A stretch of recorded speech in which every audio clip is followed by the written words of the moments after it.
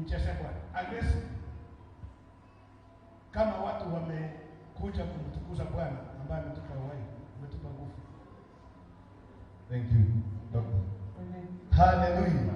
Amen. Thank you.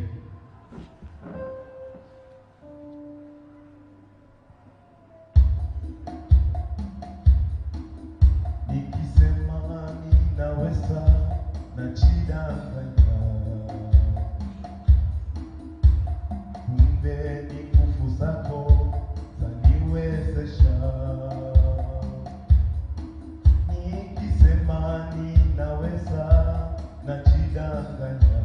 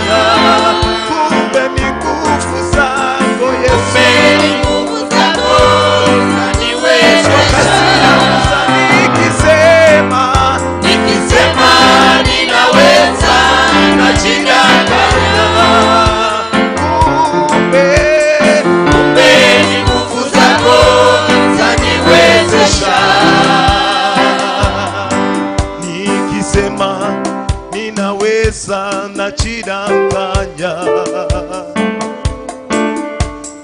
kumbe ni nguvu zako zaniwezesha. Nikisema ninaweza najidanganya, kumbe ni nguvu zako zaniwezesha. Nikisema ninaweza najidanganya, kumbe ni nguvu zako zaniwezesha. Hatuwezi kamwe. Nikisema ninaweza najidanganya, kumbe ni nguvu zako zaniwezesha.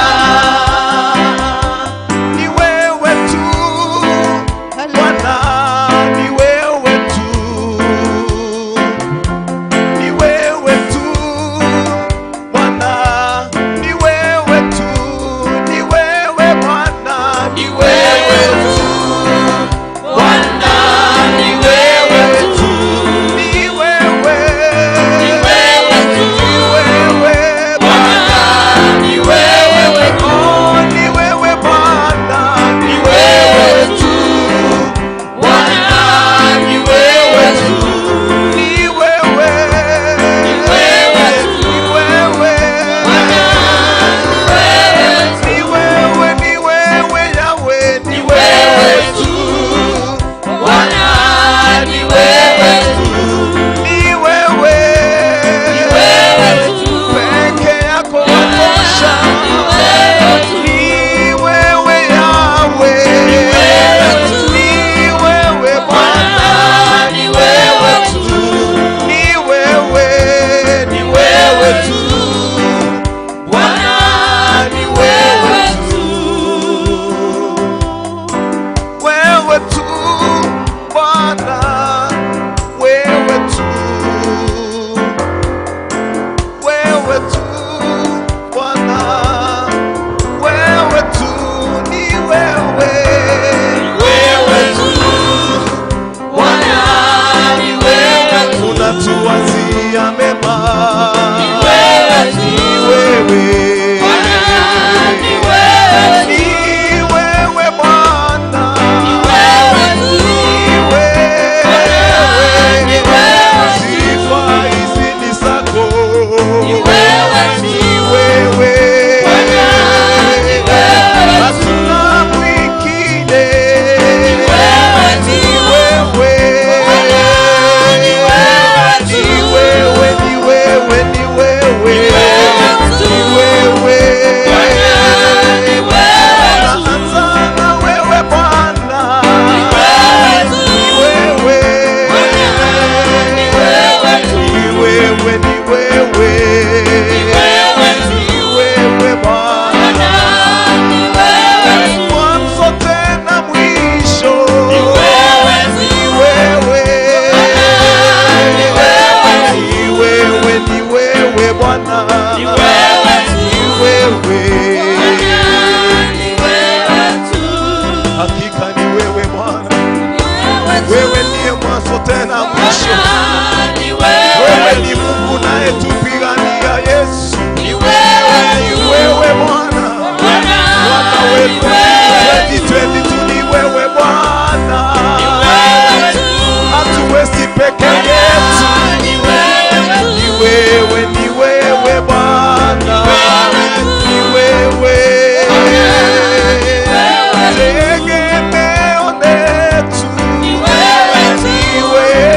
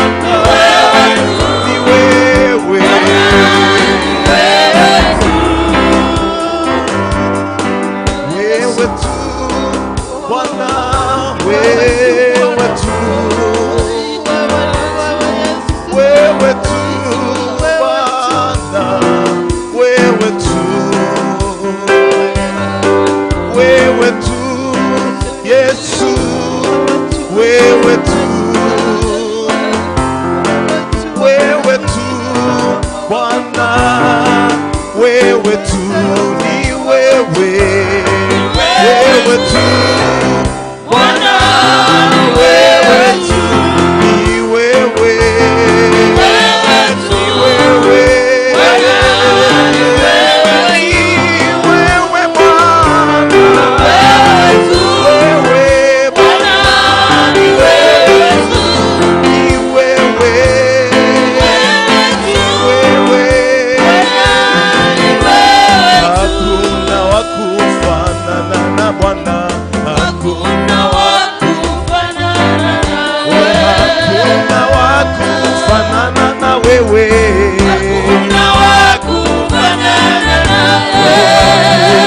wakufanana na Bwana, hakuna wakufanana na wewe, hakuna wakulinganishwa na wewe, hakuna wakufanana na wewe, hakuna wakufanana na Yawe, hakuna wakufanana na wewe, hakuna wakulinganishwa na wewe, hakuna wakufanana na wewe, hakuna wakufanana na wewe, hakuna wakulinganishwa na wewe Simba, hakuna wakufanana na wewe, hakuna wakufanana na wewe Mwokozi, hakuna wakufanana na wewe, wewe ni Bwana, wewe ni Bwana, wewe ni Bwana, hakuna wakufanana na wewe, wewe muweza wa yote, wewe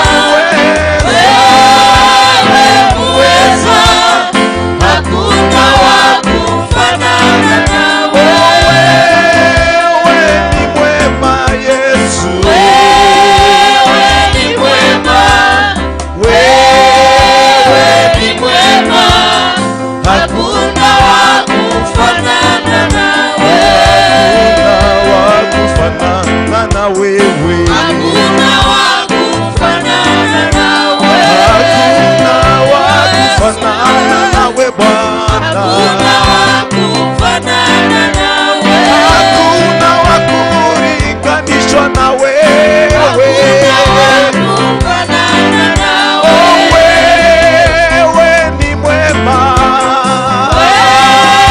wewe ni mwema, wewe ni mwema, hakuna wakufanana na wewe, umetutoa mbali Bwana,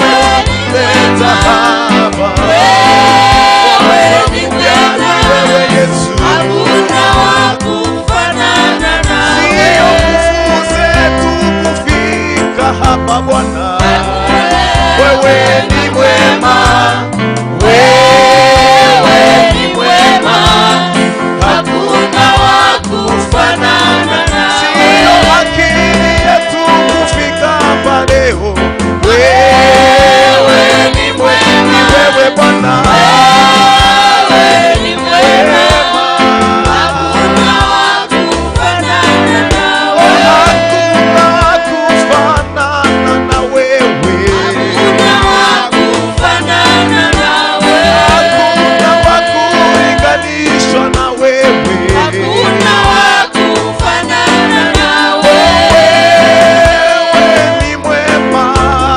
wewe ni mwema, wewe ni mwema, hakuna wakufanana na wewe, tegemeo, wewe tegemeo, wewe tegemeo, hakuna wakufanana na wewe. Music to Jesus. Thank you. Wewe ni mwema. Hakuna wakufananishwa na wewe. Hallelujah. Amen. Hallelujah kanisa. Amen. Hallelujah. Amen. Amen. Oh, zaidi ya yote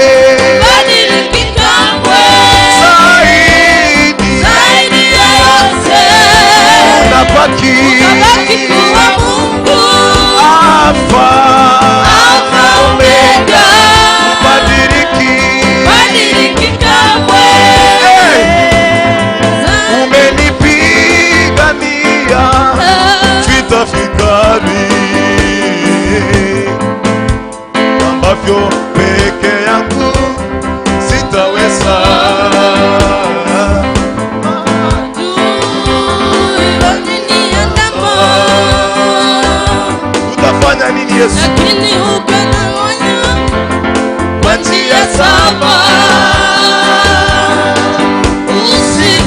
Usifiwe, uabudiwe zaidi ya yote. Utabaki kuwa Mungu, Alfa Omega, badiliki kamwe. Zaidi ya yote, utabaki kuwa Mungu, Alfa Omega,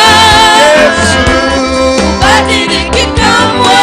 Zaidi ya yote, utabaki kuwa Mungu, Alfa Omega,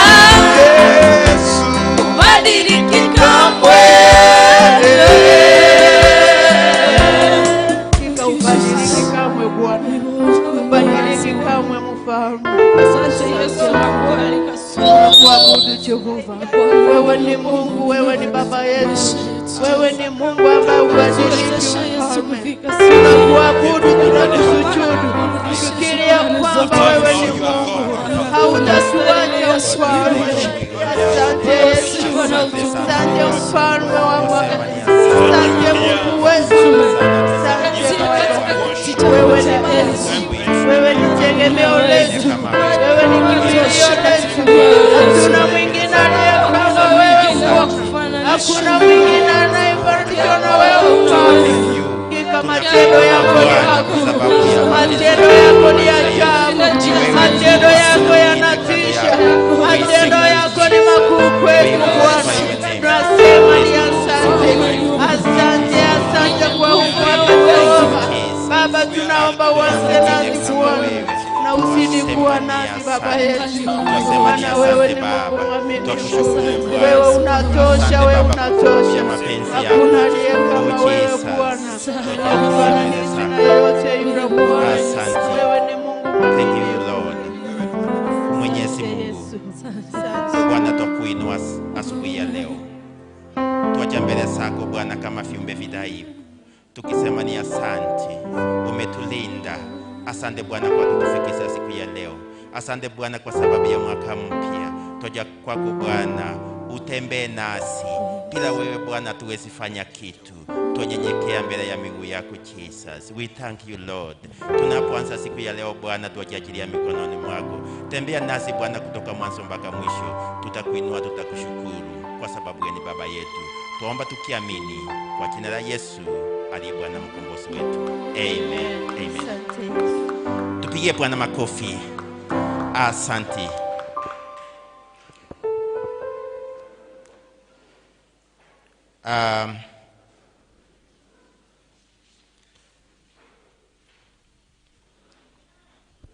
Bwana Yesu asifiwe. Asifiwe Mwokozi. Happy New Year. Happy New Year. Nataka uangalie mwenzako, umwambie karibu katika mwaka wa Bwana. Amen. Amen. This is God's year. Kwa sababu sisi hatukujua kwamba tungefika, lakini kwa sababu ya mapenzi yake mwenyewe, we are in the year 2022. Bwana Yesu asifiwe. Nataka tusome kifungo moja before nilete matangazo from the book of 1 Peter. 1 Peter 5, tutasoma mstari wake wa 10. 1 Peter 5, tutasoma mstari wa 10. Ndasoma kwa lugha ya Kiingereza na yule ambaye atakuwa na kikisia atatusomea.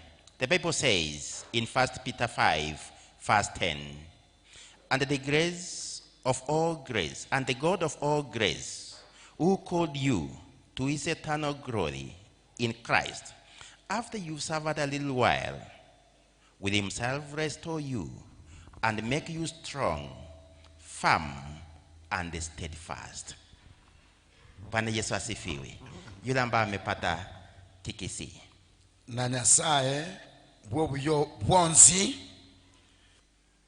ebwonsi oyo barangeirie mosoya ase obonene bwaye bwa kare na kare ase Kristo komwaikire gochandu ase ekeregeke ere omonyene na abaroisie Amen. na abakong'ie Yes. ababeke chinguru na kubabeka ase oboroso obuya Amen. okobwa nokwaye oika kare na kare. Amena. Amen. Tupigie Bwana Yesu makofi.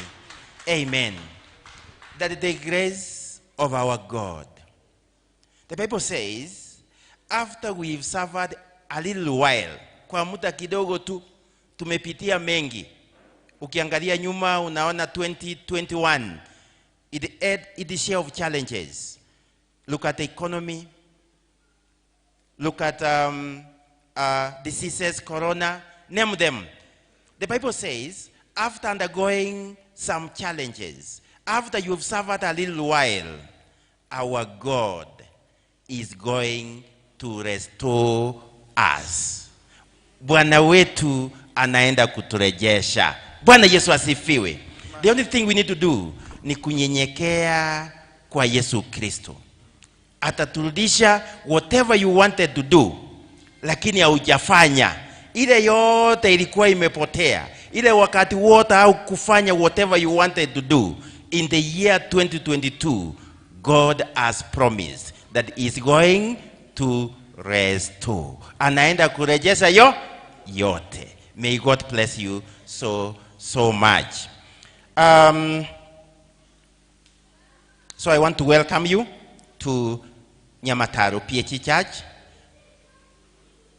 Feel welcome. Feel in the house of the Lord.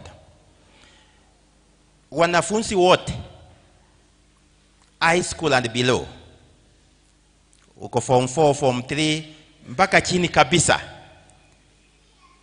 pastor wa watoto anawahitaji huko chini. Kidogo tu mwende muongee na yeye, baadaye mutakuja as a group, kwa sababu wanafunzi wote leo wataombewa. Kwa hivyo ikiwa kuna wanafunzi wetu hapa juu, wako huko juu, wengine wako hapa chini, you are a candidate form 4, form 3, class 8, mpaka class 1, if you are here, please tuende kanisa ya watoto. Pastor is there waiting for you.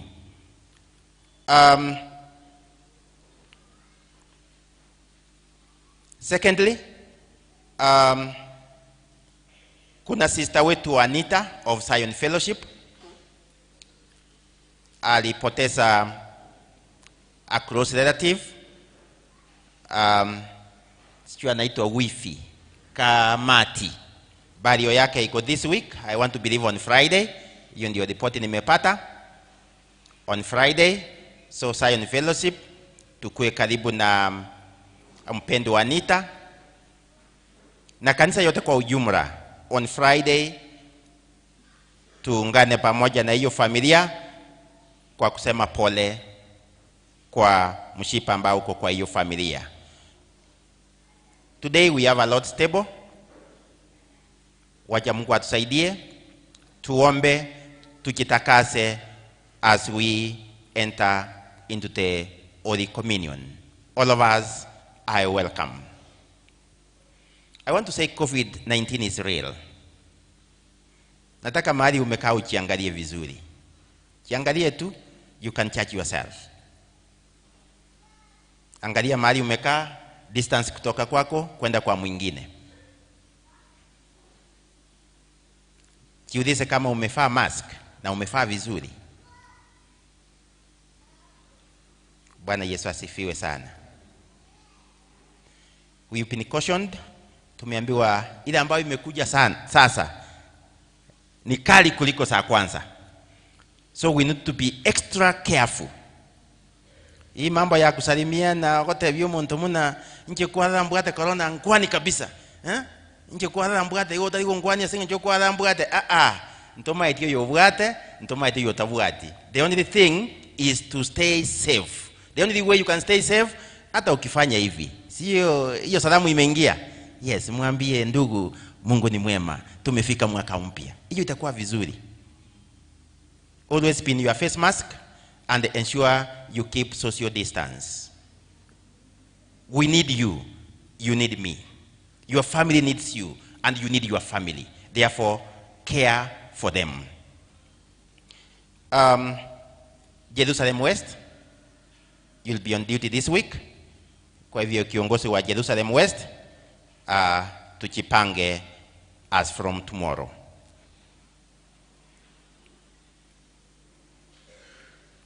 This week, ile ambayo itaisha leo, imekuwa na sherehe nyingi. Kulikuwa na sherehe ya mwaka mpya. Jana tulikuwa hapa sote, tukasherekea, tukasema ni asante Mungu kwa kutufikisha mwaka mpya. Bwana Yesu asifiwe. Are you happy because Mungu amekulinda hiyo mwaka yote mpaka umefika 2022? Tupigie Bwana wetu makofi. Amen. Amen. Karibu sana to 2022, and we hope and believe Mungu yule ambaye amekuwa nasi kutoka huko nyuma, ametenda kutoka nyuma. We believe atatenda na ataendelea kutenda kutulinda as we move forward. Ni Mungu tu. Kwa hivyo hii wiki ambayo imeisha, as we informed you last week on Sunday, our pastors walikuwa na sherehe kubwa na ilifanyika hapa kanisani. Wangapi walifika hiyo siku ya Jumanne? Wangapi walifika? Amen. I can see some hands. Yes, it was colorful. Na hiyo Jumanne, our two pastors, our two reverends walitunukiwa. Mumeona kwa wall yetu ya kanisa, walitunukiwa. Among they were around 10, wale ambao walipewa hiyo cheti ya juu kabisa. Our bishop, our Reverend Ochengo were among them. And therefore from that day, Mungu aliwainua akaweka katika kitengo kingine, katika kiwango kingine. Bwana Yesu asifiwe sana. Tupie Bwana wetu makofi for having Dr. Reverend Bishop Kenneth Ogaro amongst us. Tupigie daktari makofi. Amen. On the same breath, I want to say Reverend Julius Ochengo sasa anaitwa Reverend Dr. Julius Ochengo. Mpige makofi. Amen. Amen. Ilikuwa ni sherehe kubwa na Mungu alitenda. As I told you, kanisa yetu iko na Mungu anatubariki kila wakati. Mungu anatubariki. Yes, servant. As I told you, in 2018, our bishop by then was also honored. Dr. Reverend Bishop Richard Obuogi. All the way from where? Kericho. Mpaka hapa. Tukasherekea. Ndio nilikuwa najiuliza, Kenneth Ogara angekuwa hayuko hapa, angekuwa honored? Nikasema maybe no. Vile ako Nyamataro akapata hiyo zawadi, akapata hiyo cheo na bado. So kanisa yetu is honored. Na all the glory and the honor goes to who? To God. So Bishop, wakati mwingine tunaweza sahau, unapata tunakuita pastor, ni ile bado hatujazoea. Vile tukiendelea kuzoea, utasikia Reverend Daktari. But in the meantime, tuendelee kufanya mazoezi. Bwana Yesu asifiwe.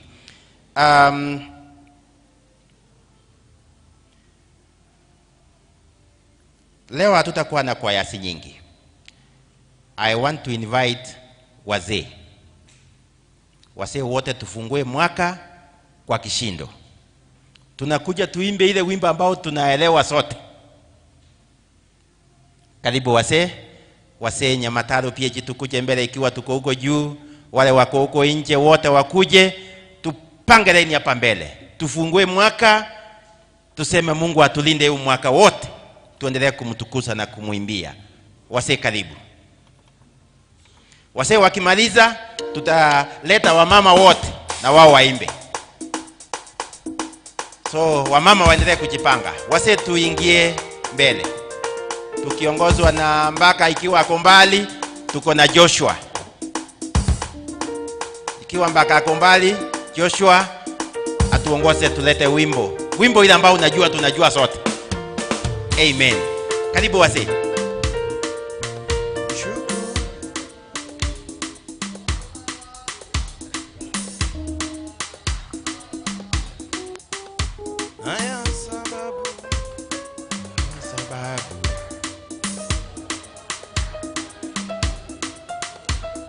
Wase wote mahali tulipo, hii ni mwanzo mpya.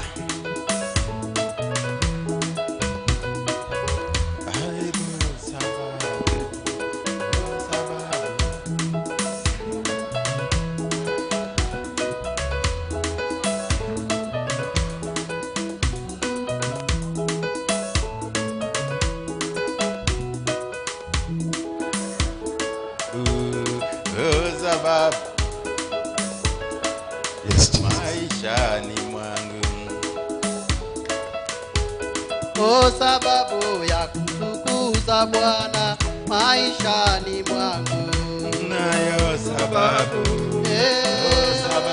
ya kutukuza Bwana maishani mwangu.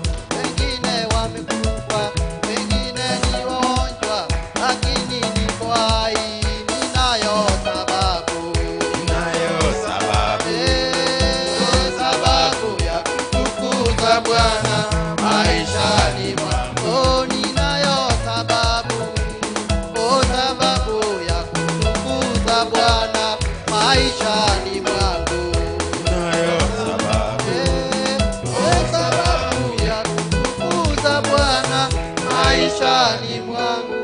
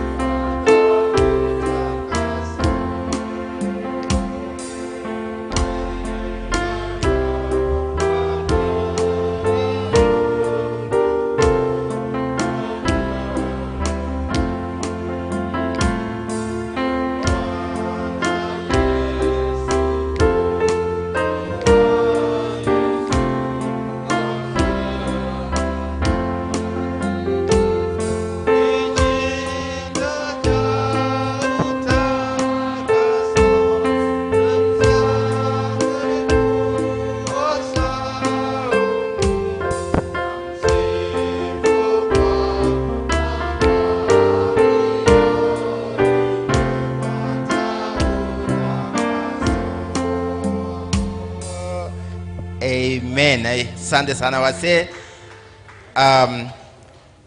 Wa mama. Ladies, wimbo mmoja.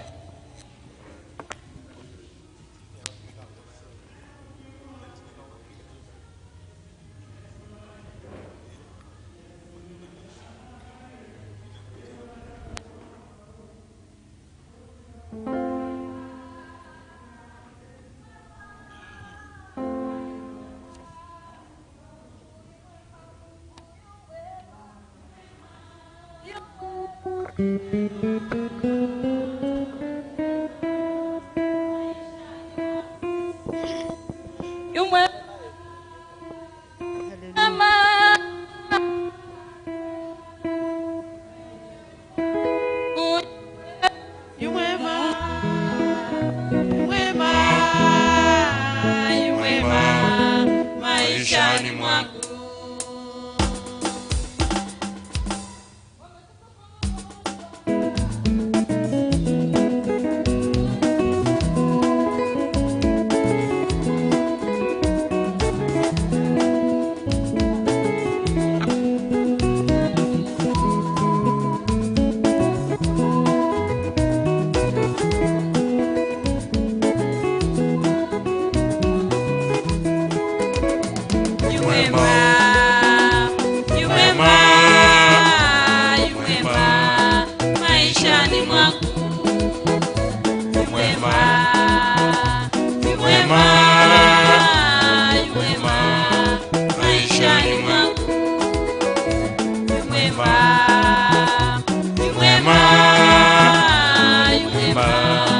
maishani mwangu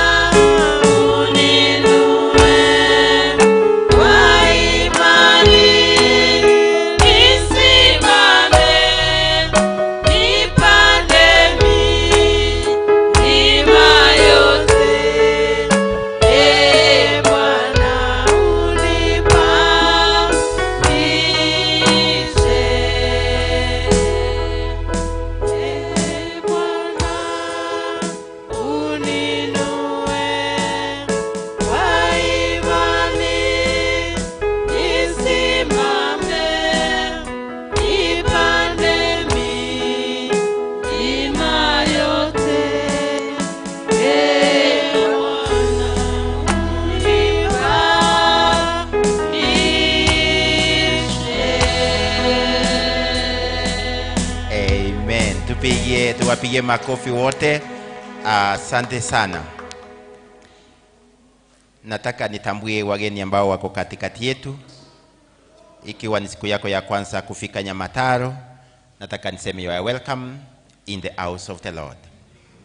Labda ulikuwa hapa ukaenda kidogo miezi mitatu minne and you are back, you are welcome to Nyamataro.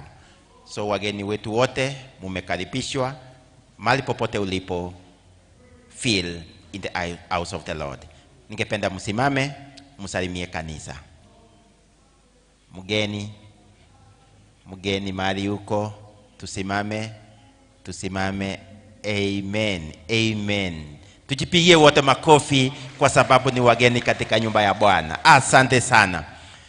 In a special way, kwa sababu ni mwaka mpya, ningependa watu wawili watatu watusalimie. In a special way, nitapata youth mmoja, na kwa niaba ya youth wote nipate Rogers kijana atusalimie wote. Karibu sana kaka Sungura. Salimia kanisa kwa mwaka mpya. This is the first Sunday of 2022. Asante. Bwana Yesu asifiwe. Sijui kama ninaonekana. Sisi tunapenda kupeperusha lakini hatupende kuonekana. Bwana asifiwe. Happy New Year. Happy New Year. Kama uliamuka asubuhi ukajipata uko hai, nipungie mkono hewani. Bwana asifiwe. Amen. Nashukuru Mungu kwa sababu ya mwaka huu wa 2022, na ninaamini kwamba utakuwa mwaka wa baraka na utakuwa mwaka wa umoja sisi kama wana Nyamataro. Pote mlipo, Mungu azidi kuwabariki, Mungu azidi kuwaongoza. Vijana tushirikiane kwa pamoja kwa minajili ya Injili. Bwana wabariki sana. Asante. Asante. Before Sali atoke, naona kwamba kwa niaba ya widows wote, Sali Mekenya tusalimie.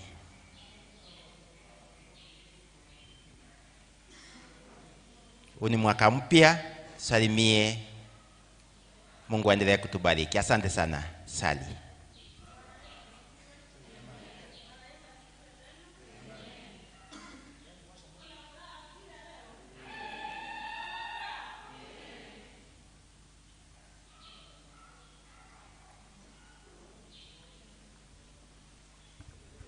Nashukuru kwa kunipa hii nafasi nipate kushukuru Mungu kwa vile ametulinda tangu last year, tena ameturukisha mwaka. Tunamshukuru. Asante. Na ninajua ya kwamba atatuwezesha tuendelee kuwa pamoja. Amen. Asante. Asante sana. Mpige makofi. Kwa niaba ya wasee wote, ningependa mzee Frederick Nyamari akuja tusalimie kwa niaba ya wasee wote. Mzee Fred Nyamari, karibu.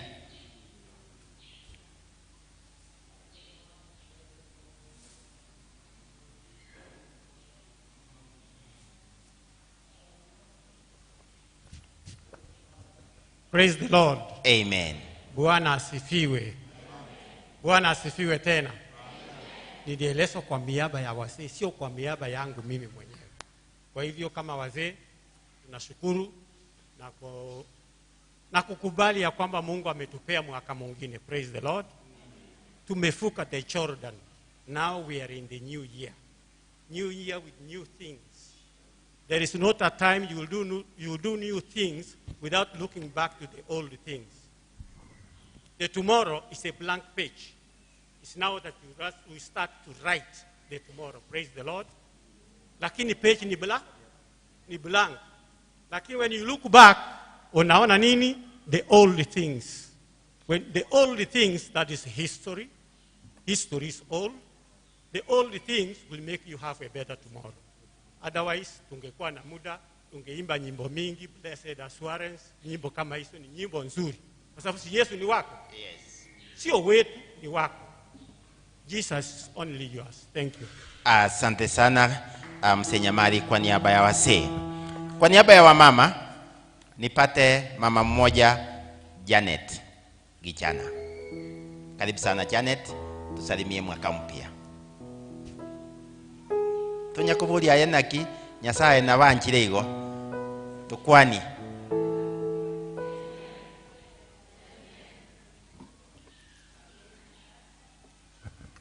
Nimepata kuwasalimia. Nami nasema ni asante kwa huu mwaka. Mungu ametubariki, ametusaidia tangu last year. Kwa upande wangu sana miaka miwili iliyopita na 2019 na 2020 nilikuwa kwa hali ngumu sana. Lakini siku ya leo nimejikuta nimesimama mbele yenu nikishukuru Mungu. Bwana Yesu asifiwe. Amen. Acha tuendelee kuombeana sisi kwa sisi. Tusahau yaliyopita na tuangalie ya yenye tuko nayo kwenda mbele ili Bwana Yesu aweze kutukuzwa katika hii kanisa letu la Nyamataro. Bwana Yesu awabariki. Amen. Tusahau yaliyopita, tuangalie ya wapi? Ya mbele. Amen. Najua tumepitia mengi mwaka uliopita. Kwa niaba yetu sote, kila mtu alipitia yake tofauti tofauti. Kuna mmoja wetu alipatwa na ajali, Mungu amempigania, amepona, ako hapa siku ya leo. Bwana Yesu asifiwe. Ingawa anatembea na mkongojo, Mungu amemsaidia. Damaklin Nyamongo, hebu aseme neno moja. Peleke yako pale.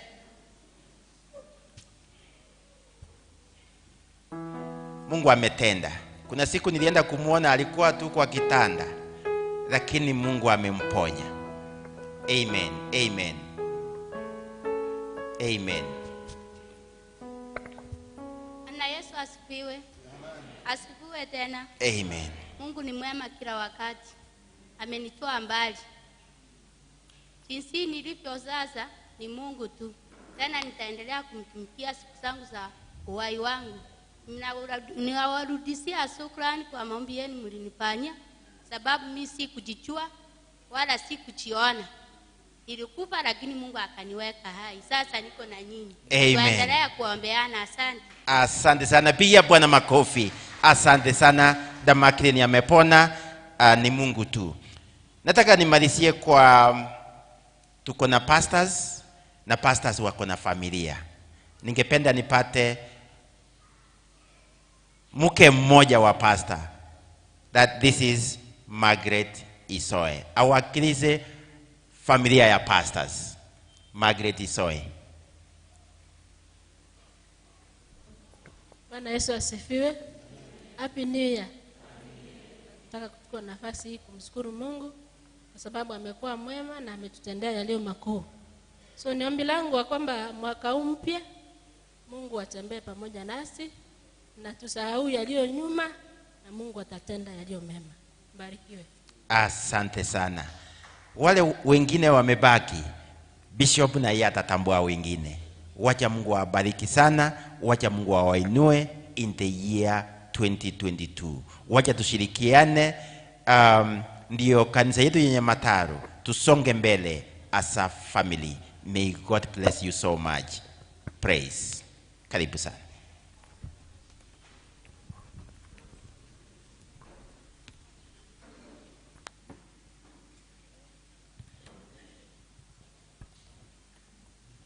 Hallelujah.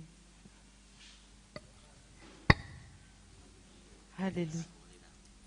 Yes, Jesus. Hallelujah. Hallelujah. We worship you. Yes, hallelujah. Yes, Jehovah, you are good. Jesus, thank you. We serve a miracle working God.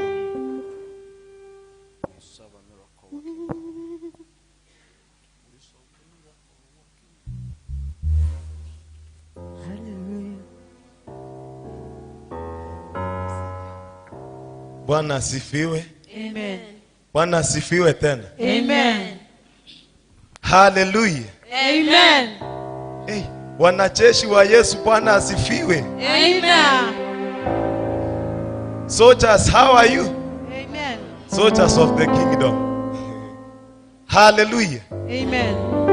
Hebu tuitike kama soldiers. Unajua soldiers wakipewa order unasikia yes sir. Sasa tuambie Yesu, si mimi.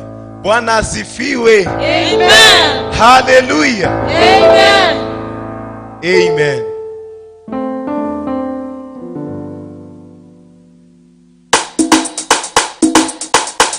Tunaenda kutukuza Mungu tukisema, Bwana wangu nitakuimbia wakati ningali na pumzi. Hallelujah. Bora bora.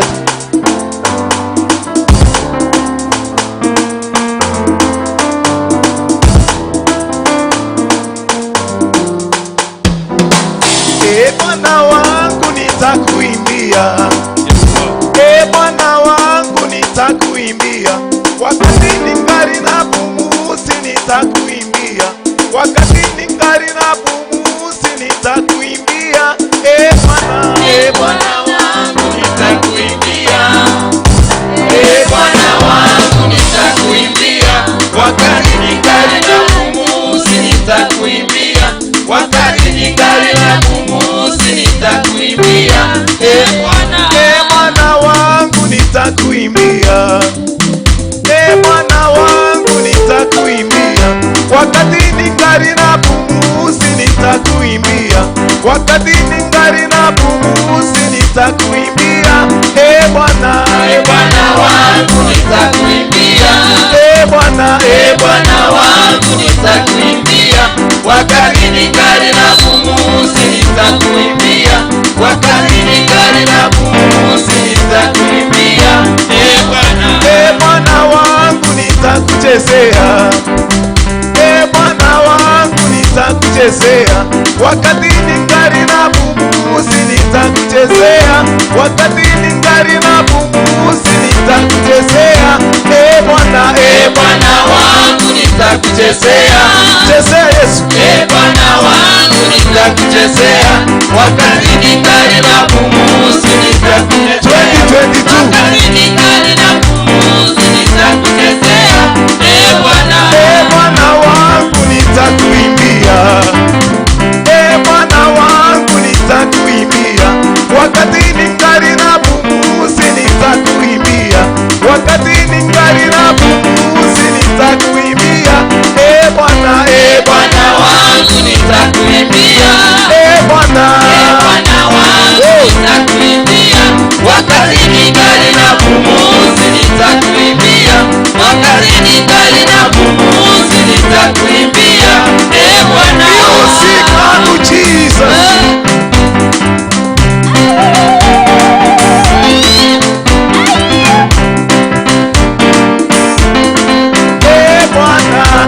Bwana wangu nitakuimbia. Bwana wangu nitakuimbia wakati ningali na pumzi, nitakuimbia wakati ningali na pumzi, nitakuimbia. Bwana wangu nitakuchezea. Bwana wangu nitakuchezea wakati ningali na pumzi, nitakuchezea wakati ningali na pumzi, nitakuchezea. Bwana wangu nitakuchezea. Cheza. Bwana wangu nitakuchezea wakati ningali na pumzi, nitakuchezea wakati ningali na pumzi, nitakuchezea. Bwana wangu nitakurukia. Bwana wangu nitakurukia wakati ningali na pumzi, nitakurukia wakati ningali na pumzi, nitakurukia. Bwana wangu nitakurukia. Uruke sameni. Bwana wangu nitakurukia wakati ningali na pumzi, nitakurukia wakati ningali na pumzi, nitakurukia. Nikuimbie nikuchezeze wakati ningali na pumzi, nitakuchezea wakati ningali na pumzi, nitakuchezea. Bwana wangu nitakuchezea. Bwana wangu nitakuchezea wakati ningali na pumzi, nitakuchezea wakati ningali na pumzi, nitakuchezea. Bwana wangu nitakuchezea.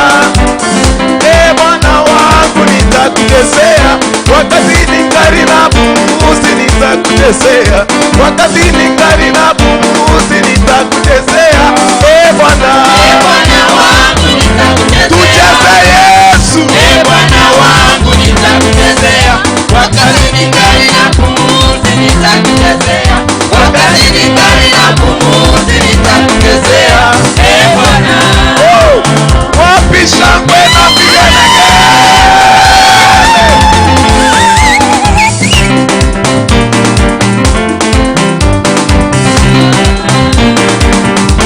Sioni mtu akimchezea Yesu jamani.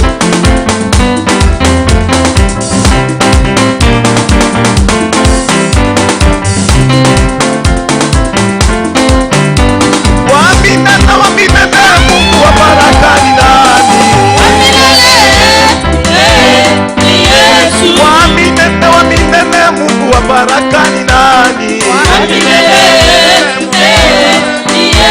Waminene Mungu wa baraka ni nani? Waminene Mungu wa baraka ni Yesu. Anakumbukia maisha yangu, anakumbukia uhai wangu, anakumbukia familia yetu, anapamba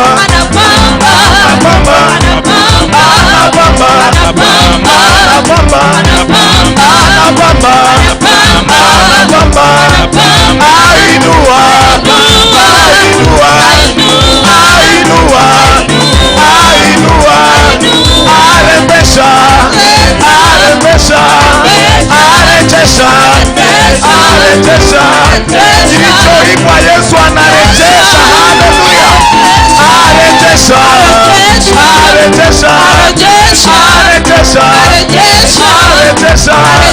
Sioni kukichezea Yesu.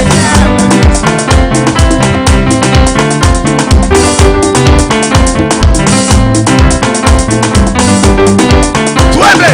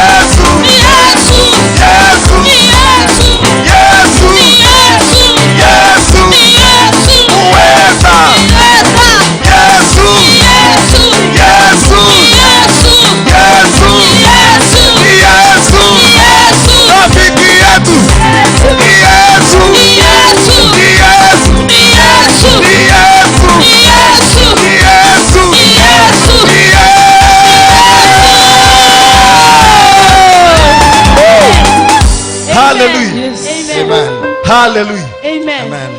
I believe you can do more than that. Amen. But because tuko na chakula kingine is to be there. Amen. Hallelujah. Amen. Thank you Jesus. Asante. Nakushukuru Bwana kwa sababu ya nafasi hii ambayo umetupatia tena tukaweze kwa mbele zako katika mwaka huu wa 2022. Asante kwa sababu ya wazee. Asante kwa sababu ya wamama. Asante kwa sababu ya vijana wetu walio katikati yetu. na watoto wadogo walio kati yetu. Bwana, umetusaidia, tumefika. Tuna kila sababu ya kusema kwamba wewe ni Mungu pamoja nasi. Asante kwa sababu ya ibada ya leo. Asante kwa sababu ya kila mmoja aliye ndani ya nyumba hii.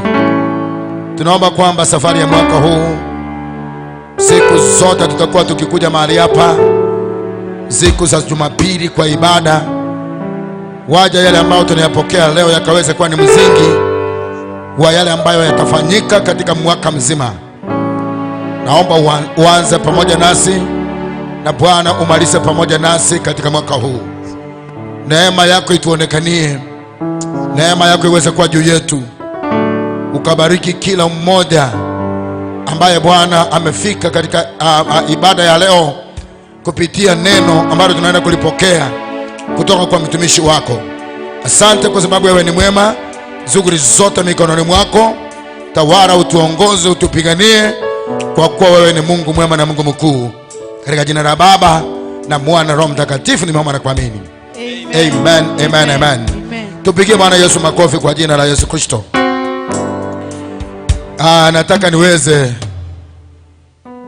nasikia nilete mtumishi wa Mungu ambaye anaenda kutuzungumzia katika ibada ya leo, na naamini kwamba maisha yako hayatapaki vile yalivyo. Kuna kitu Mungu anaenda kusababisha katika maisha yako. Hivyo kuweni tayari, mtegemee Bwana, na Bwana anaenda kukutendea. Atatuhubiria mtumishi wa Mungu, na kisha baadaye atatusaidia kwa ajili ya kutoa mesa tukianza mwaka. Wazee watumishi wa Mungu kama hawa ni vizuri tunapoanza mwaka tunaanza na wao, na ninaamini kwamba Reverend Dr. Menta ni mmoja wa wale ambao walihusika kwa ajili ya kanisa letu la Nyamataro kufunguliwa, akiwa overseer. Amekuwa overseer miaka mingi, karibu sana daktari. Toakire Yesu chingo bimo somo nyasaka agocha. Amen. Aliweza kustaafu, lakini bado niliona kama kuna nguvu nyingi. Na alitaya bwangu higa, lakini talitaya dinabwata chinguru. So na rangatiga anse amanaintwe mwaka huu wa 2022, ili neema ya Bwana iweze kwa juu ya maisha yetu. Nashukuru Mungu kwa sababu yako mtumishi wa Bwana. Baba, nakushukuru sana kwa sababu ya nafasi umetupatia kuheshimika kuwa na mtumishi wako ndani ya nyumba, na Bwana wa majeshi kukubali kunyenyekea kutumika katika madhabahu haya. Naomba umtumie kama jombo, na kadri ya mapenzi yako unayotaka ajilie, yale ambayo hutaki ukayasuhie, na mpaka tutakapomaliza tutakushukuru na kukuinua tukisema kwamba Bwana umetutenda mema. Kwa jina la Yesu nimeomba na kuamini. Amen. Amen.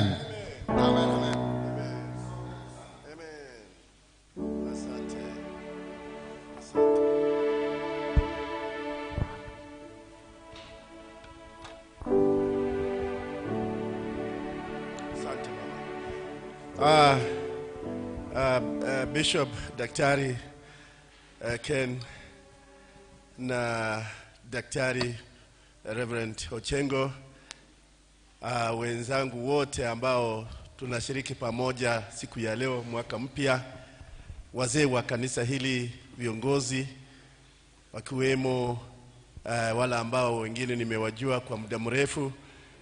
Nataka kuchukua nafasi hii ya kwanza kuambia Happy New Year. Happy New Year. Hebu munisalamie vizuri, Happy New Year. Happy New Year. Nasikia kuheshimika sana.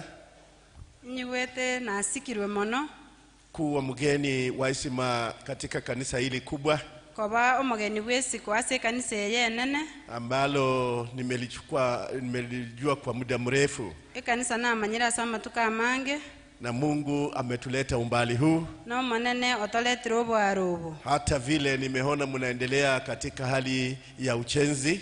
Naende na arolile magenderete asubu agachi. Nimetupu sana mimi moyoni mwangu. Na anga ambireke gima somo moyone. Kwa maana wakati kanisa hili lilipokuwa likianza kuzaliwa. Ekere kanisa sengenche sekere kanisa ya leko iborwa. Mimi nche pamoja na Reverend Ndubi na Reverend Ndubi. Ndio tulifanya mkutano wa kwanza hapa wa Kiinjili. Intu tuwakalete mkutano mutanganiga. Tukawa hapo uwanja hapo.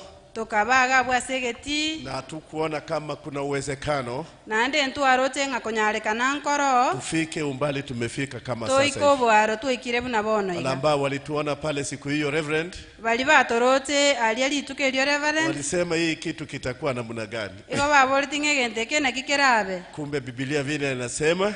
Kumbe buna Biblia goteba. Neno la Mungu. Lingana lya Nyasaye. Alipiti bure. Ndiri gweta bosa. Linapoenda. Ekero liko genda. Inaleta mazao mengi. Iko liko leta okogesa. Nataka kushukuru Mungu. Ndaite gwakera Nyasaye mbuya mono. Kwa wale ambao waliitikia mwito wa neno la Mungu. Ase ngenjo ya bali baigwete ukorangelia kweli ngana lya Nyasaye. Na mmefumilia na hili neno mpaka wakati huu. Na ande balemerere nelingana eli mpaka bono. Nimejaribu sana niwaone kama wako kati ya mkutano. Na atemire sana kuligelea usembara so mkutano. Ni kwa sababu nyuso zenu sasa siku hizi mmeweka vitambaa. Ase ngenja masia ino bono mwawekile chimaski. Wao siwezi kujua ni huyu kinasika wako. Tinkonyara kumanya lakini aska naro. Oh, mpigie makofi yule mama yule mama. Mwakele chinkovi. Kina Mkutu yuko hapa? Mkutu naro. Mkutu nwale.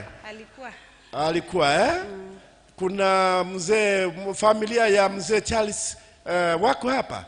Charles. Familia yo mugaka Charles nero. Orenge Orenge. Those are the people wale ambao walichangia tena wakatoa mali yao wakatoa kila kitu. Abuna bwa bantu ba usiketa soko rwa mali yabo ebintu byabo. Hata tukaanza tu vile Mungu alitusaidia kwanza. Na ndio tukataka buna Nyasaye nchete. Kwa hivyo mchungaji Reverend Ken. Igo Morandia Reverend Ken. Mimi nilikuwa mmoja wa wachungaji hapa samani zile. Nje naona alego Morandia bukale. Nashukuru sana Dr. Ken na mwenzake, hawa ni marafiki wangu wakubwa sana. Na ile ni ile buyama na Daktari Ken yoro musani ono kurukale. Daktari Ken kabla nitoke Sameta. Daktari Ken kurwa kwenye pasta atara usameta. Yeye pia alikuwa pamoja nami huko Sameta tukiwa. Naenda na Ken arenge na incha alisameta. Tukiwa center moja. Tora center yemo. Na alikuwa chair. Na ande igalenge umunyakero go. Tulikuwa na kitu tunaita center huko. Iko tu abwate gento tokoroke center alia. Yeye akawa chair yangu. Yeye ndiye chairman. Lengo umunyakero go galia. Anatuita tunasema tufanye nini tunafanya. Igale go torangele tuata wanga kitokora. Mzee mzuri sana. No mugako muya. Hata mwenzangu yule pia. No nyeno yo minto. Naamini mnaendelea kubarikiwa na yeye hapa. Na igendire mugende guseni wa monera. Mmoja ambaye amekuwa wa baraka si hapa tu na kila mahali. No yo mo beiro bwo guseni atali gaigo. Mahali amepata nafasi kulinena neno. Kulendekera asasa nyoteli baga. Tunamhitaji kila wakati. Tunawahitaji. Tomotagetekera chinga. Hata nilipokuwa Sameta. No nyene karona alenge Sameta. Nilimuita mara kwa mara. Na murangeretia kara sekero. Hakuna sherehe ningefanya bila yeye. Sherehe yo na kole tata hiyo. Mimi nampenda sana. Ni mwanchete kegima. Asante kunialika. Mbia mana soko ngaligani. Niwe mmoja wa wageni hapa leo. Ligere mboyo mabwa bageni galero. Niwabariki siku ya leo. Moses ni weli tukolia leo. Nimeona Mungu amenipa chambo, nimeona Mungu amenipa kibali. Na arule Nyasaye ngeiro gwancheru naenda ngere kila mmoja anaenda kuguzwa. Na amanyirekero yo monko endale gokunwa. Na kabla niende kwa neno la Mungu, nyuma ntara agenda selingana lya Nyasaye. Nimeyatazama mambo mazuri hapa. Na yaligere ilia mangana mayama yaga. Napoenda kupita huko na huko nitawaambia watu muige kanisa la Nyamataro. Ekerongo chigwetaga na alie ninte ya bantu ngaba kole na Nyamataro gokora. Wazee abagaka muliniimbia vizuri sana. Iko mwantere libuya kegima. Sijui dikoni au wazee. Timanye tiyo mutangani abagaka aba. Watu wanawaita wazee ama munaimba na ujaziri mzuri sana. Iko mogotera no bale mukegima. Kichi, nikasikia munaenda tu kwa utaratibu vizuri. Wapigie wazee wa makofi. Abagaka chinkovi. Mulinisawisi sana moyoni mwangu. Na wamama pia. Na abangina na barogo. Hata mulipoanza kuimba. Na nyene karo mwacha akagotera. Naanza nikasema hii ni kwaya. Na lenga lingene kwaya nene kegima. Mlipoimba kisi nzima sijui mulikuwa namba 1 ama mulikuwa namba gani? Timanye tia karo mwatara ta kisi yengi maana ambe ya mama abete kuse namba kimwabete. Unastahili kuwa hiyo namba. Mubwena tokobe namba eju. Asante tumusifu Mungu kwa haya. Tiatomo bake Nyasaye samangana. The praise and worship team hapa. Praise and worship. Hii hapa nikicha hapa imekuwa ikinichanganyisha, yani ikinichangamsha. ekerongo chaige kongokia Nimeona vile tunamrukia Mungu. na rode muna toko mutumero monene. Acha niwaambie mwaka mpya. Tigambate yo mwako yo monya. Kule ku praise and worship. Oko sasima no gotogia. Ni jambo muhimu sana kwa maisha. Nelingana liengencho mono. Tulipokuwa katika conference kubwa sana hapo Kereri. Ekaro tuwalengo mkutano manana alikereri. Tulipata habari. Tokanyora mangana. Kumbe Mungu Nyasaye anachungulia aone watu wale wanamwabudu. Iga gotegerero rabantu bali bakumusasima. Na kumtukuza. Na kumuimokereria iguru. Mhubiri aliyekuwa kihubiri. Umurandi ole korandia. Akasema mambo haya. Agateba mangana haya. Wakati Paulo na Sila walikuwa ndani ya gereza. Ekero Paulo na Sila balenga asechera. Walikuwa wamefurutwa, wameanguswa chini, wamepiwa, wamewekwa vibaya sana. Konye bangusiruba, kiruba, beire bobeke gima. Kwa wamefungwa mikono na miguu. Magoko na maguru. Milango ya gereza ilikuwa imefungwa. Ebisieli byetara byasiekiru. Askari walikuwa kila mahali wanasema. Abaskari balekerase. Hawa watu leo tumewaweza. Bagotanga abantu leo tuwabanyalire. Mhubiri ulisikia yule alisema jambo moja. Umurandi oli agatebe ntekemo. Paulo akauliza Silas. Paulo akaboli Sila. Una wimbo wa praise hapo? Ogotera ngoro guko sasima. Hebu leta praise moja. Leta ngoko ogotera guko sasima komo. Na ilikuwa midnight. Na ande ya lenge butuko gati. Tupige makofi jameni. Toa kechingo kamoranse. Wimbo. Wakaanza kuimba. Bagachaka gotera. Wakaanza ku praise. Bagachaka gotogia. Ile praise ile muliimba hapa labda ilikuwa huko. Ogotogi kulimwa atogi gakero kende na okuwa lenge. Ndugu uliimba vizuri sana ninaona. Momro minto iko kwa togi buja. Unafanya vizuri. Iko gokora buja. Lakini walikuwa wakiimba wakifungwa.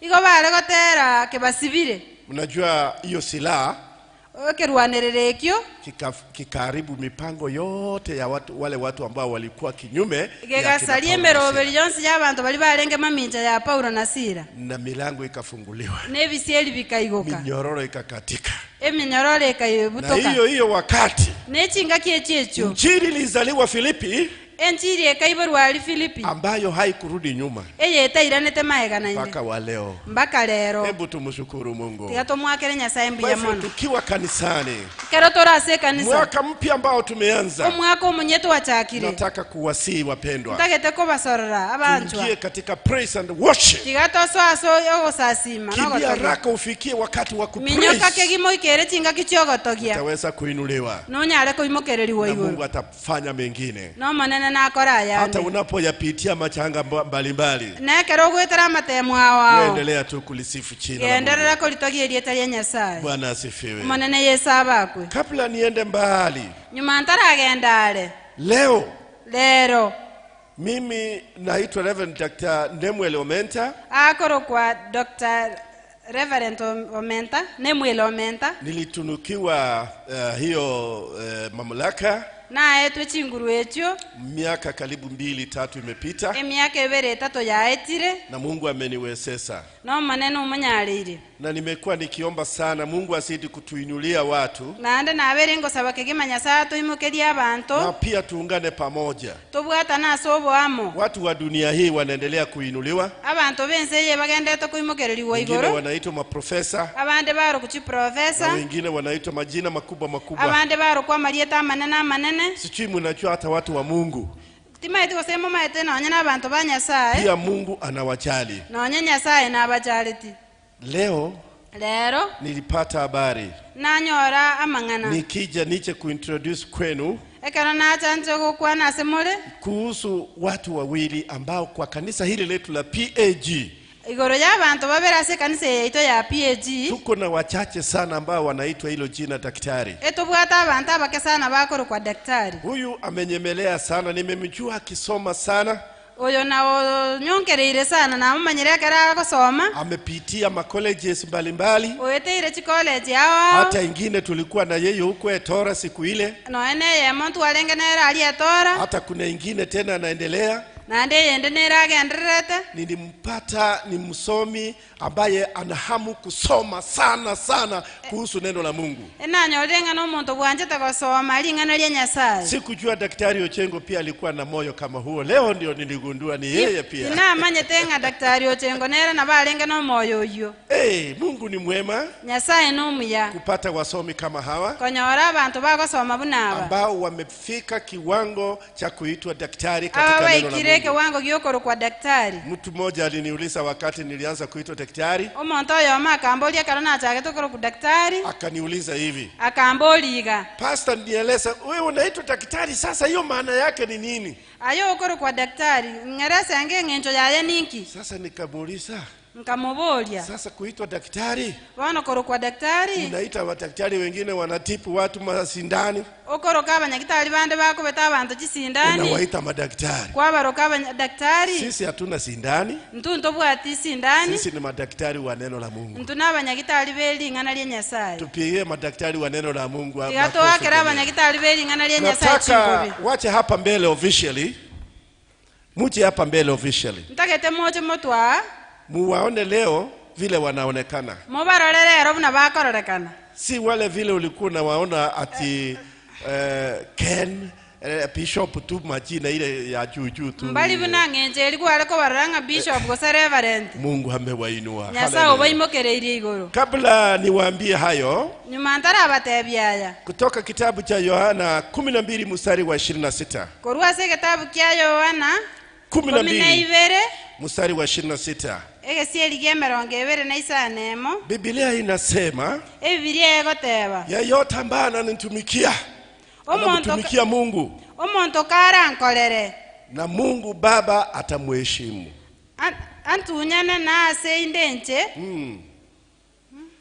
Endelea.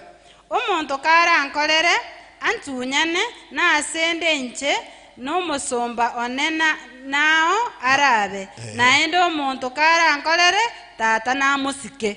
Baba atamuheshimu. Tata namusike. Sema hilo jambo, Baba atamuheshimu.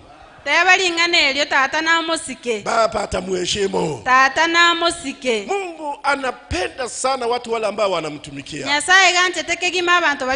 Wanamtumikia kwa uaminifu.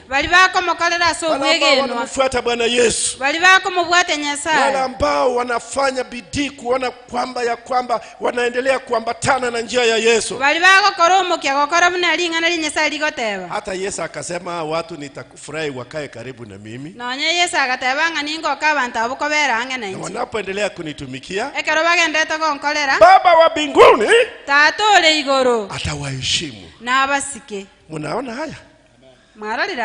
Jameni, hebu tusimame juu tushukuru Mungu. Si jambo rahisi kuwaona hawa. Hebu simama hapo mahali ulipo, inua mkono mbele yao hapa. Baba, katika jina la Yesu, asante kwa mambo mengi ambayo unatutendea. Mwaka mzima ambao umepita, na tumeanza mwaka mpya. Kila Jumapili ya kwanza tumeona tena mambo mapya. Umetutendea makuu. Jina lako limidiwe. Asante kwa Daktari Bishop Ken Ogaro. Asante kwa Daktari ndugu Reverend Ochengo. Asante kwa maisha ya hawa. Asante kwa mbali ambao umewatoa. Asante kuwabariki. Asante kuwapa heshima hiyo. Wanapoendelea kukutumikia, Baba, bado nasema utaendelea kuwaheshimu. Ninaomba Bwana ukawapake mafuta. Wanapoendeleza kazi yako katika kiwango cha hiyo mamlaka umewapatia. Jina lako lisifiwe. Asante kwa yote. Ni katika jina safi la Yesu mkombozi wetu. Tuseme wote amen. Kutoka leo na kuendelea, ukiwasalamia wasalamie Daktari Ochengo. Daktari Ken Ogaro. Daktari Ken Ogaro. Bwana asifiwe. Amen. Hebu wasalamie kwa hiyo jina sasa. Amen. Bwana asifiwe. Amen. Nashukuru kabisa kwa sababu ya yale mliweza kutufanyia siku ya Jumanne. Kabisa tulisikia kunyenyekea, wageni wakakuja mkawakaribisha vizuri, tukabarikiwa kabisa katika sherehe. Na nashukuru pia kwa sababu ni neema ya Bwana. Watu kama sisi hatunge kupata nafasi hata kuwa hapa, lakini ni Mungu amesababisha. So nataka kusema kwamba unaweza kuanzia popote. Kuna masomo tumepata kidogo kidogo, lakini tukikuambia mahali tumetoka uwezi ukakubaliana. So unaweza kuanzia popote pale, lakini Bwana atasimama pamoja na wewe na ushindi utaonekana. So Bwana wabariki. Nimepata neema hii nikiwa Nyamataro. Na servant alisema na bado. Huyu servant alisema na bado. Hebu mtoe picha hivi tukiwa na yeye. Alisema na bado. Yono mosani one mumu manyete na bago jaseita kabisa. So lende iko abakwani. Bwana Yesu asifiwe. Hallelujah. Kanisa ya Nyamataro, hii ndio mwaka, Jumapili ya kwanza ya mwaka. Wacha na nyinyi Mungu awabariki. Wacha na nyinyi hii mwaka ikuwe yenu ya baraka. Na kilio umelia imefika mwisho. Tuombe. Tuombe. Tusimame tuombe tafadhali. Tusimame tuombe. Nikisimama mbele ya daktari huyu, daktari, nataka tuombe. Tata no mwana no mega sone. Bia wana maneno ne nande bia wana tone. Duna wana wao na enta tito maneno wao mabila mange. Watu wajaze kanisa ya Nyamataro pia chio maneno ne. Na beke abasoma wao wakia mafuta bekanise ya samakao. Omo bishop, omo reverend, no reverend yonocho ochama ngitata na sabe waseni. Maneno ne omwako na sabe onyoko ko omwako obo masere kutaton. Ekanisa engimaya Nyamataro abangina kona abaka tato na basa na weka samakao tatone ekewale semya kemenge tatone wono na sayo hoba tinya maliga seleta yes ekeo bilecha tenema mamincha na babunya sone na sayo onyale okobe egati yao omotoito. Amen. Bwana wa maana wabariki. Amen. Sawa. Mbia karu siriga. So nataka niweze kumleta mtumishi wa Mungu Reverend Julius. Ama okay, nimesahau vile pale amesema Reverend Dr. Julius akaweze kutusalimia kwa jina la Yesu Kristo. Bwana wabariki sana. Bwana asifiwe. Hallelujah. Kwanza kabisa nataka kuwashukuru nyote kwa jinsi mlivyoshirikiana nazi hii sherehe ya Mungu kutuheshimu ilipoanza. Nimefurahi kwa wale mlitusaidia kwa maombi, kwa matoleo na wengine kuwa katika hiyo sherehe kibinafsi. Kwa hivyo Mungu awabariki sana. Ninakumbuka sana, sijasahau tangu tuingie kanisa hili la Nyamataro kushirikiana. Tulianza na mchungaji wetu ambaye sasa ni General Secretary Reverend Richard Obogi. Najua yale Mungu amenitendea tulipofanya pamoja kwa kunyenyekea. Najua kile kiwango Mungu aliniwa. Tumeendelea vizuri na mchungaji Dr. Reverend Ken Ogaro. Masomo ya huko nje kweli tumeyasukuma. Tumefanya, tumesoma. Na nashukuru Bwana vile tumejitolea kusoma neno lake, kufundisha, na yeye ameona tumestahili atupe hiyo heshima vile neno limesema. Ninaamini kila mmoja wetu, sisi wote kama mashahidi wa Bwana, kuna kitu Mungu atakushtua siku moja ukiendelea kujitolea kwake. Kama washuhuda wa Mungu, kama wale watendaji wa kazi ya Bwana, huu mwaka tumwambie Bwana, bado naendelea safari na ninatarajia yako yaliyo makubwa. Bwana asifiwe sana. Naamini Mungu ametuwezesha sote tumefika mwaka huu. Na unaona huyu mtumishi ametoa unabii hapa. Wakati mwingine tunasahau unabii wa Mungu ukija tunafikiria utoke mahali kwingine. Amesema hapa waziwazi, kilio kile tumelia mwaka uliopita, hayo ndio tulikuwa tunajifunza leo asubuhi, kimefikia mwisho. Sasa mwaka huu tunaanza kicheko na kumchezea Bwana. Bwana wabariki. Bwana asifiwe. Amen. Reverend Dr. Ochengo huyu ni mmoja kutoka nyumbani kwetu. Namjua yeye ni msomi. Msifikiri simjui.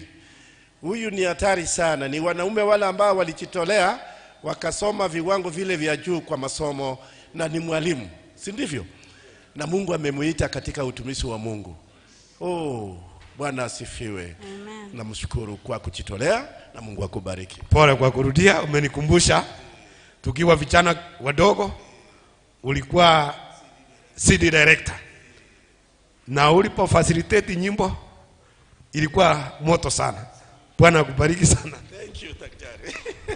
God bless you. Amen. Amen. Amen. Barikiwa. Siseniwa.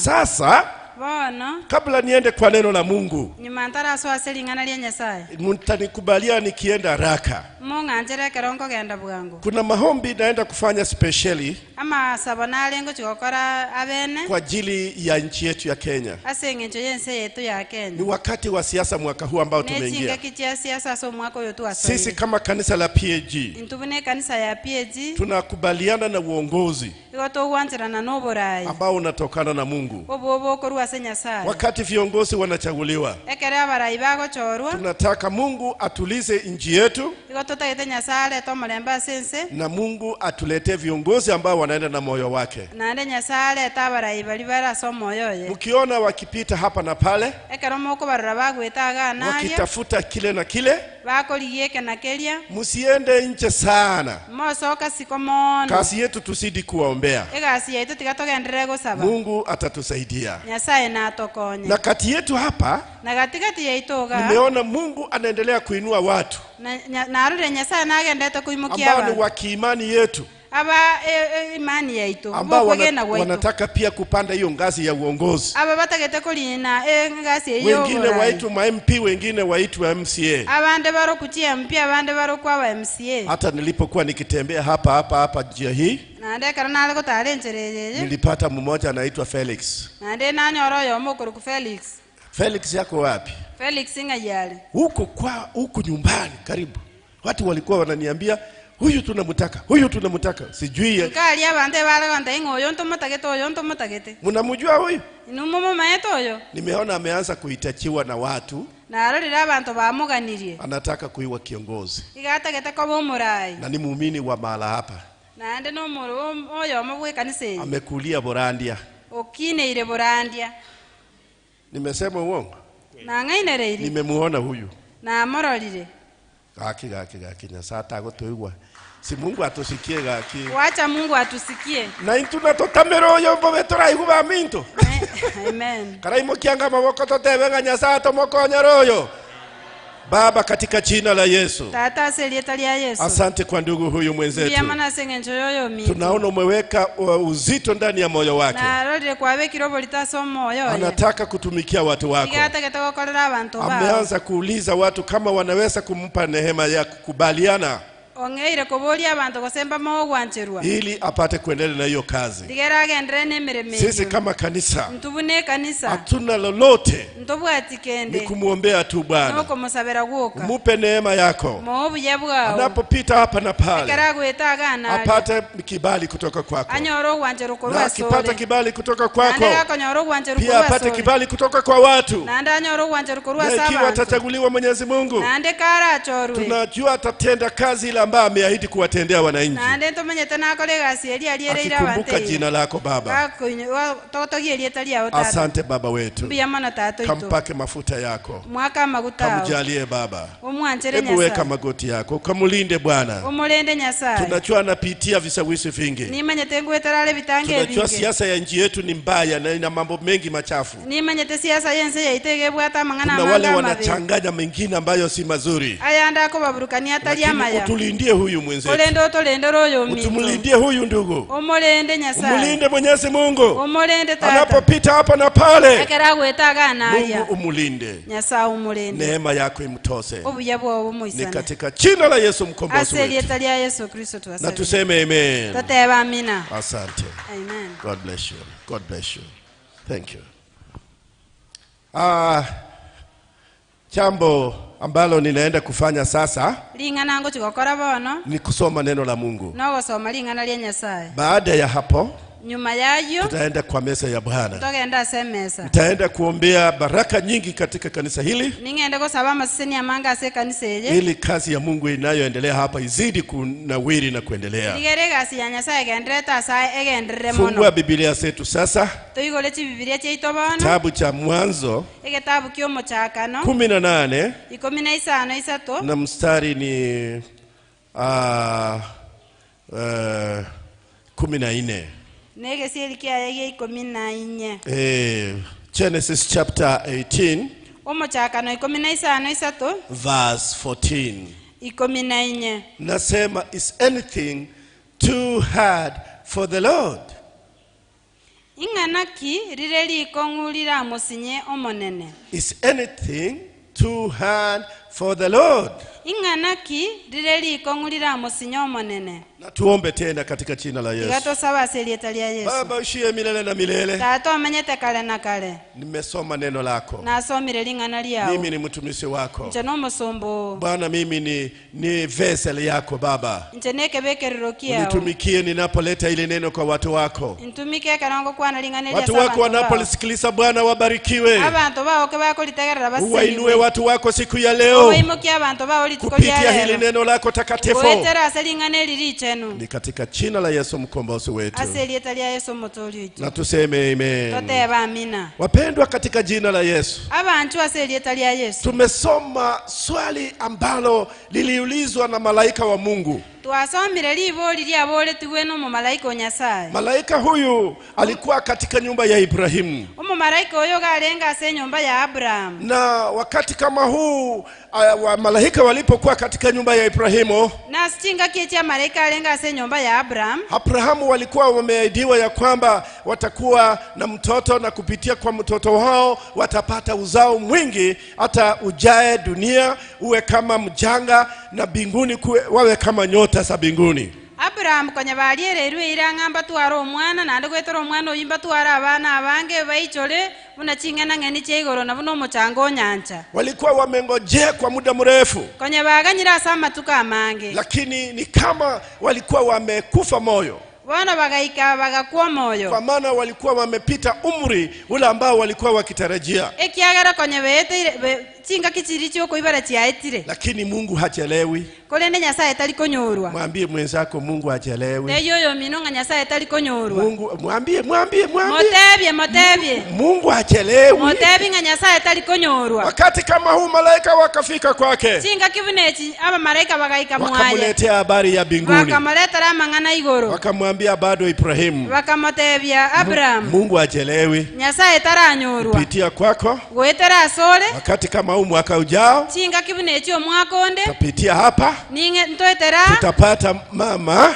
ntonyora omong'ina ako na mtoto kabwata omwana akinyonyesha. akogonkya. Ilikuwa ni mchamba ambalo ni ngumu sana kwa binadamu kuamini. Neling'ana lyalenge likong'wase mwanya bantu. Sara alikuwa mahali Sara igalengase alikuwa akiandaandalia wageni huko, akorosalia abageni akende na iga anajua wamama akiwa jikoni akifanya bado masikio yake yako nje, nasikia nomanya to mongina karara chikoni agendete shughuli chiara kinya mataro no wageni hawa ni wa aina gani, akonya kobolinga abageni abana aba ngenjoki wanasema nini. inki bagoteba Akasikia hiyo habari. akaigwa mang'ana aya Aliposikia hiyo habari, ekara igweta mang'ana aya yeye alicheka kidogo, agaseka akasema wow, agaseka agateba wa hili ni jambo leo nimesikia tena, ni la kweli ama namna gani? inga neli na igure neli ekena gosenaki. Kumbe malaika wamesikia hiyo habari, kumbe aba malaika baigura mang'ana aya wamesikia Sara anacheka, baigure Sara gagoseka wakamwendea Sara bakamochiera Sara mahali alikuwa, asarenge hata akastuka sana. nande agashtuka Tena hawa watu nande abantu aba wamekuja mpaka hapa, nande go bacha baka ni nini mbaya? inki ekebe Najua vile wamama wanaweza anajifanya hakufanya lolote. no manya tabuna bangina bare kole ngambara akora kende Namna gani? inki kiaba ninki Sara, mbona ulicheka? Sara inki kiagera waseka Nchetinda seka. mimi sijacheka. Na kweli alikuwa amecheka, nande kaenda konyosekire, lakini hapa anakataa kabisa. nande akanga kegima, Lakini hapa malaika wakamhakikishia, wana malaika wakamotera kama ulicheka na onye waseka, tuacha tukuambie ukweli, tigatogotebye kende mambo ambayo tunaleta leo kwako amang'ana tokoleta asorerero si maneno ya juju, tali amang'ana igoro, si maneno ya uongo, tali amang'ana y'obolimo, si maneno ya kukupembeleza, tali amang'ana y'okwebereria, maneno ya ukweli. na amang'ana yekene Uamini tu na uone bwegene lyokorore ya kwamba utapokea mtoto, ng'ana onyora na omwana, huyu mtoto atakuwa wa baraka. n'omwana oyo nabe Huyu ndiye bwogosesenia, atakuwa taifa la Israeli. oyo nero orabegesa kugya Israeli. Ndipo malaika wakamuuliza swali, nali abamalaika bamuboletire iboli, je, ine kuna jambo ambalo aliwezekani kwa Mungu? ling'ana ki lile likong'ulira musinya omonene, Kuna jambo, ling'ana ndiro, kuna jambo, ling'ana ndiro, ndilo. kuna Ndiro. jambo Nasikia umeanza kujibu haraka. nigwete kwang'ere koiraneri bwangu, Nataka unapoenda kujibu ntagetekera ogochikoiraneria usome maneno haya osoma amang'ana aya katika kitabu cha Isaya ase egetabu gia Isaya 41 emerongo ene na eyemo na mstari ni wa 18. omustari 15 Usome hapo ndio uanze kujibu. osoma abuligere omanye kong'ea koiraneri, Usijibu tu kabla ujaelewa mambo hayo. toiraneri otaramanya amang'ana aya. Kuna jambo hapo in the book of Isaiah chapter 41 verse 18.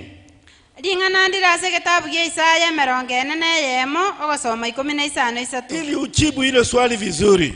ligere onyare koiraneri libori eri buya. Huyu Mungu oyo Nyasaye ambaye tunamhubiri, oyo tokomorandia, ambaye hakuna jambo halitawezekana, yani lililo ngumu kwake oyo kuwezekana. ling'ana linde litari lire likong'wa asare, Biblia inasema hapo ebibiria egoteba iga yeye ere anaweza kutengeneza hata chemichemi narosie chindoche hata katika nchi kavu. korwa ase ense enyomo, Yeye ere anaweza kufanya chochote nanyare gokora kende kutoka gionsi mahali hakuna chochote korwa ase egento getari na vitu vipate kuonekana. n'ebinto binyare kororekana. Huyu ndiye Mungu ambaye anauliza, oyo nere Nyasaye okoboria, kuna jambo ambalo ni ngumu kwake? ling'ana ndiro likong'wa asare, Kabla tena uangalie jambo hilo, ulijibu naende nyuma otarairane libori the elio book of Job ase egetabu kia Ayubu 26 verse 10.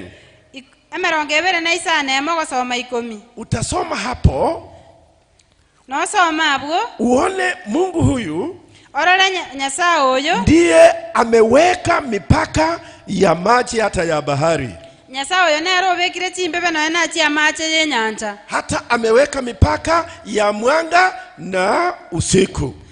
era obekire echimbebe chi'omogaso n'obotuko. Huyu ndiye Mungu oyo nere Nyasaye ambaye tunazungumzia habari yake. nere togokwanera igoro yaye, Usianze kujibu tu la kama hujajua yeye ni wa toanza nguvu ya goteba namna yaye gani. otaramanya Nyasaye ong'enchoki. Katika kitabu cha Proverbs ase kitabu kyo emereng'anio 8 mstari wa 29. isano isa togosoma emerongo ebere na kianda. Biblia inasema ya kwamba Biblia egoteba yeye ndiye ameweka msingi ere nero obekire oboroso hata kwa nchi ile ambayo tunaishi. nonya nase ense eri tomenyete. Mkiangalia dunia hii, ekero okorigereria ense eye wasomi wanatuambia abasomire bagoteba nchi hii imewekelewa juu ya maji. ng'ense eye ebekereire igoro ya mache. Maji ndio yanasunguka kila mahali, ng'a mache naraetana na inekerege chini ya nchi yetu kuna maji. inse yense yeito amache naro. Mungu huyu Nyasaye oyo kwa nguvu zake za kipekee, ase chinguru chiaye chiabene nchi hii haichachukuliwa ipelekwe huko. inse yeterairwa asande. Mungu aliweka nchi yake, akaiweka mahali pa, igabegete ense yasamo hata kama iko juu ya maji nonyekere igoro ya mache ameisimamisha hapo. igayeteneneti igaga. Upigie Mungu wetu huyu twakere Nyasaye oito chinkoro haichasama, terarimera bado inaendelea kuonekana. nande nabagenderete kororekana. Huyu ndiye Mungu tunaulizwa. oyo nere Nyasaye tokoborigwa. Je, kuna jambo lililo ngumu kwake? ling'ana ndirorire likong'wa asare Si ayo tu peke yake. tari ayuoka. In the book of Proverbs chapter 30 ase kitabu kia emereng'ania emerongo na etatu mstari wa 4 omostari okane tunaambiwa ya kwamba igo togotebigwa huyu ndiye Mungu ng'a oyo nere Nyasaye ambaye ana store ya upepo, ugachete mbeo wind ambayo tunapumua, ugachete mbeo tokoyana wengine tu tunaona papa inapita. intugo tokorere mbeo etaiga. Si umejiuliza timanyeti gose kwanya koboria inatokana na nani? nga yekorwa Nani anaipuliza inaenda kwa mbio? ing'oko yereta ase chinguru. Nilienda nchi nyingine, ngagende ensende mahali upepo ikifuma, ekere mbego waka maluninga unasikia jameni, torokeni. okoigunga tamatama Inaitwa tornado.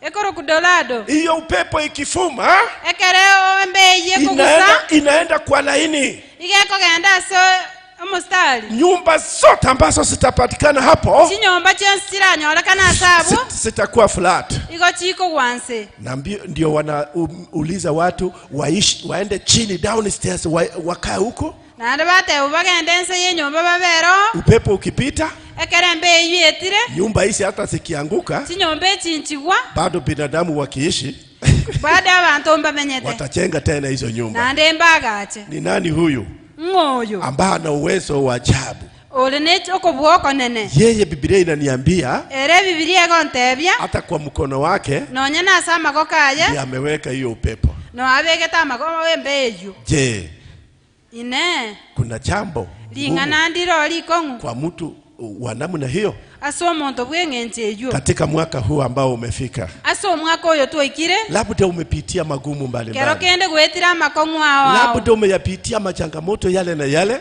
gweteire amakong'u alia na alia mpaka kiwango unasema kweli haya sasa hayawezekani. mpaka gwikira gwateba ng'aya bona taikonyarekana. Nataka kukuambia tagete yanawezekana gogotebi ng'a nkonyarekana kwa uwezo wake Mwenyezi ase Mungu. chinguru chia Nyasaye. Nataka kukuambia ya kwamba tagete gogotebi Mungu anabadilisha vitu. omanene nkonchora Wewe ebintu kukaa vile ulikuwa last year, toikoba buna kwalenga omwaka wewe olia ukikaa na uchungu ule ambao ulikuwa nao, obe nobororo boli kwabwata wewe omwaka ukikaa olia na ule ulemefu ulikuwa nao, nabora abe noborema boli kwabwata wewe omwaka ukikaa olia na ule ugonjwa ulikuwa nao, nabora abe noborwere boli kwabwata Mungu omwaka olia. anaenda kubadilisha mambo. Nyasaye nkoendare gonchora Mungu anaenda amang'ana. kutenda jambo jipya. Nyasaye nkoendare gokora egento Mungu anaenda ekenya. kukuponya wewe. Nyasaye nkoendare gokobwenia. Kuna jambo ambalo mtu mmoja aliuliza. ling'ana elimo ndiro omonto abolete Huyu mtu alikuwa mkuu wa gereza omonto oyo garenga omonene bwechera wakati Mungu alitenda ishara ekero Nyasaye akorete ebikone mpaka gereza ikafunguka na mambo ikatendeka ya ajabu. mpaka echere ekaigoka n'amang'ana y'ogokumia Huyu agakoreka mkuu wa gereza akajua sasa wafungwa wametoroka. omonene bwechera akamanya ng'a bona abasibwa Sasa kwangu mimi ni kujiua. bono nche gonkueita Sitaki niende kutezwa na wakubwa wangu. tintageti nchi gochandwa n'abanene bane. Paulo akamwambia usijiue. Paulo akamotebi ng'a Sisi tueita wote tuko hapa. ntutu ensi notora Usijiue. tueita Akawasha taa akaangalia wafungwa, akayokieta yakarigereria abasibwa akapata wote wako. akanyora bonsi nobali Milango imefunguka na wafungwa. ebisieri igo bigogete nanda nobali Minyororo imekatwa na wafungwa. chinyororo chiabutokire naenda nobali Ndipo akawapeleka hawa watu pole, akawaheshimu sasa. abantu abo bona akabasika Akajua kumbe hawa si watu wa madharau. akamanyanga abantu abandi ochetali abo chayo akawapeleka kwa nyumba yake, akabaira se nyumba yaye, akawaliza vizuri, akabaragelia buja, akawapaka mafuta, akabaka maguta, yale maumivu walikuwa naye akawapanguza. okoumia kuliba umieta akabatinya. Ndipo akawauliza swali moja, akababolya liboli elimo, wakubwa wangu, abanene bane, sikia huyu ni mkuu wa gereza, igwoyo no manene bwechera mzee mugaka mkubwa anauliza mapusi, omonto manene akobolya abasibwa, anauliza mapusi wakubwa wangu, akobolya abasibwanga abanene bane, nitafanya nini ninkinda akole nipate wokovu? nyoro gotoleka Kulingana na yeye, kolengana monere, ni kama alikuwa na jambo la kufanya, tabwate gento ale gokora, alifikiri kuna jambo angefanya. akalenge linge gento kira bwenete gokora. Nataka kukuambia mpendwa, ndageta goteyo wewe mwanjwa ambaye umeokoka, aje gwatolekire, umetoka mbali, kwarurale, Mungu amekutendea. omanene ogokoleire, Usifikiri ni kwa kazi yako, tokaganga nase ngencho emirimo usifikiri yawo, ni nguvu zako, tokaga ne chinguru chiawo, ni nguvu za Mwenyezi ne Mungu. chinguru chia Nyasaye. Watu wengi wameshindwa, abantu abange wasomi wameshindwa, abasomete matajiri wameshindwa, abatajiri watu wale wenye nguvu duniani wameshindwa, abanyanguru basinyiru, lakini ukiamini kolende karole gene yote yawezekana. byonsi ebiko nyali. Paulo alimwambia, Paulo akamotebya, wewe amini tu, egena lyoka, wewe amini tu, egena lyoka, utaokoka notoleke wewe aye pamoja amo na nyumba yako yote. ne nyumba yawo yonse. Jameni, tumupigie Mungu wetu akera Nyasaye chinguru kwa kule kuamini nguvu za Mungu. aso kwegena chinguru chia Nyasaye. Usifikiri ya kwamba tokageranga Mungu anatenda kazi yake kulingana na utaratibu wake. Nyasaye ga okole emirimo yako lengana n'emiroberi Yeye yaye, anatenda kwa wale ambao wameamini. iga okora ase bali begenire. Nataka uamini sasa. iga ontagete bwegene bono. Ninapoenda kukuombea mwaka huu, ekero nkwenda gusabira omwaka oyo, ninapoenda kuombea jamii yako, ekero nkwenda gusabira nyumba ninapombea yawo, watoto wenu, ekero ngusabira abana baino, ninapombea wazee wenu, ekero ngusabira abagaka ninapombea baino, wamama wenu, ekero ngusabira abangina baino, uamini egena na Mungu atatenda, na Nyasaye kwa nakole. maana hakuna jambo ekiagera ingana ndiyo ambalo haliwezekani. eliata ikonyara Kwa Mungu yote yawezekana. ase Nyasaye byonsi ebiko Pale juu tuko pamoja. ali igoro ntoramo, Kama tuko pamoja ni nyoshe kwa imokyo mkono. koboko igoro Na hapa nyatole chini je, tuko pamoja? santoleamo, Kama tuko pamoja, onyatoleamo, nataka tuchukue nafasi hii muhimu. takete toire libageri, Tusimame mbele ya Mungu. totenene bose bwa Tumwambie Nyasaye, Mungu asante. totebi Nyasaye mbuya Umbali mono ametuleta. obo ara Na torusirie tumuulize mwaka huu nane mzima. tomoboli omwaka oyo Mungu asimame mugima. pamoja nasi. Nyasaye tenenamo Mungu naitwe, atembee pamoja nasi. Nyasaye ataramo Mungu atembee naitwe, na sisi. Nyasaye ataramo Siku kwa naitwe, siku, siku kwa siku. litukase linde, Oh, Mungu atembee nasi. Nyasaye Mungu ataramo atembee na naitwe, maisha yetu. Nyasaye atare no Bila yeye hatuwezi. ata yonto Bila yeye okonyara, hatuwezi. ata yonto Mungu okonyara, atembee na maisha yako. Nyasaye atare no bugima Na bwaito, Mungu achitirishe. na Nyasaye Hebu orokie simameni mahali mlipo. tenena asole Kwa yote aliyotenda sita. Chukua tu amuje hapa mbele kwa madhabahu. iraeke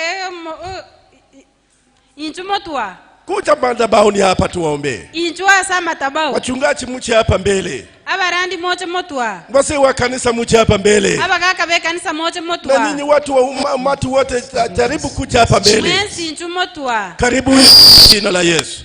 Kwa yote aliyotenda sitaacha kumsifu, oh, neema yake imetoza.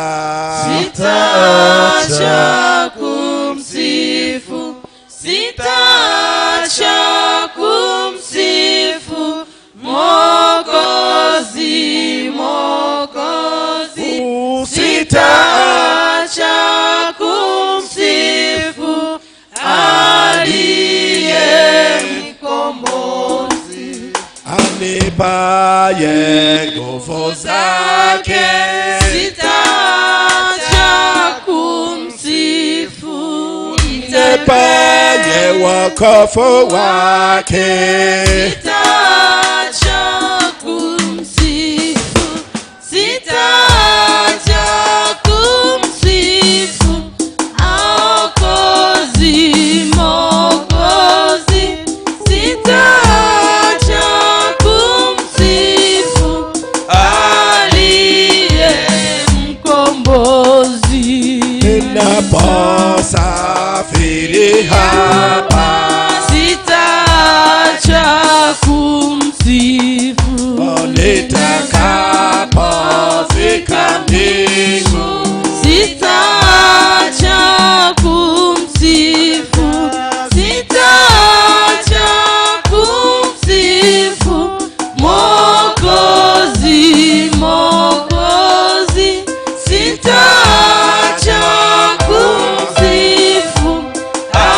Aliye mkombozi, anipaye nguvu zake, sitaacha kumsifu.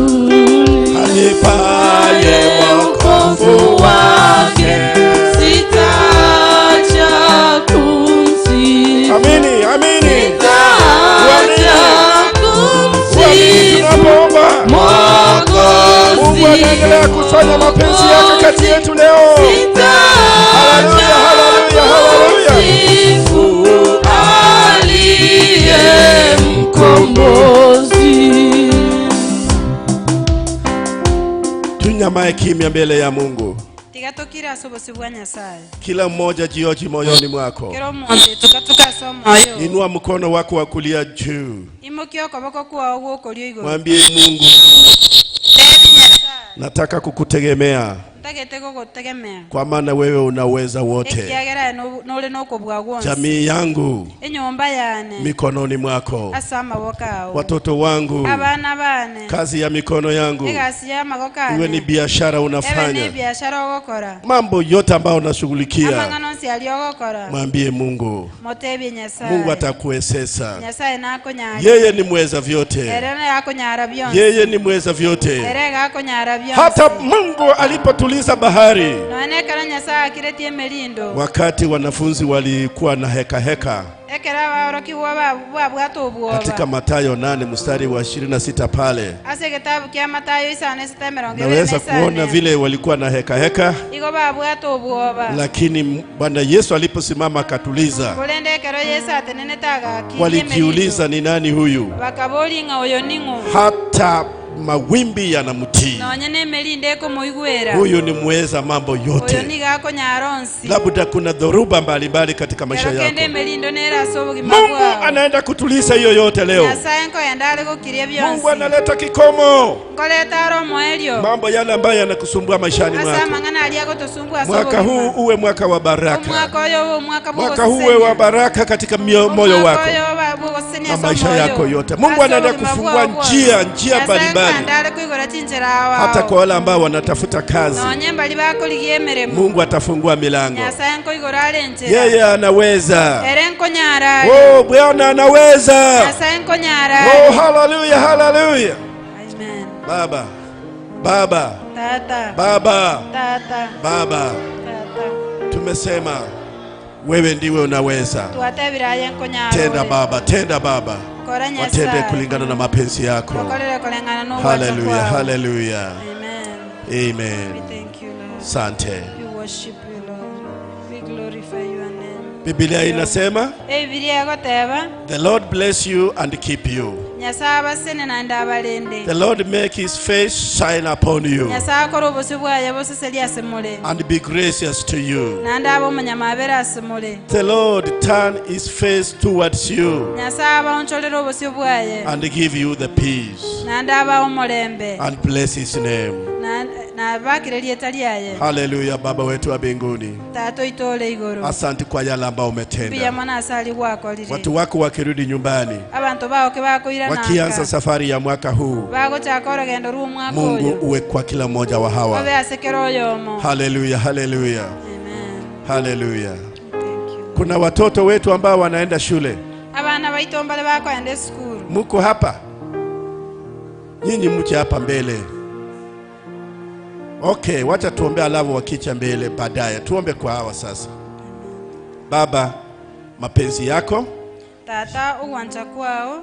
uambatane na kila mmoja wa hawa. Kubwatana na kero yomo. Uangazie mwangaza wako ubabariri oburabu bwao waingie hapa watokapo. kero bagosone kero bagosoka Mungu uwalinde, Nyasaye ubalinde walinde wakipanda magari, ubalinde kero bakolina chigari wakishughulikia watoto wao, kero bagokorera abana walinde babo mahali wanafanya kazi, ubalinde asaba bakole emirimo mahali kuna wifu mwingi. asenda mwamwere nyingi Mungu uwatulize, Nyasaye ubalinde Mungu wajalie. Nyasaye ubakonye Oh Bwana wapiganie Nyasaye ubaruanere vita vyovyote vile shetani anaseta kinyume ya hawa. segiende yose biretara aleta mamincha yaba nafunga hiyo vita katika jina la na Yesu. Yesu bire segie Na lahani vita vya magonjwa katika jina la Yesu.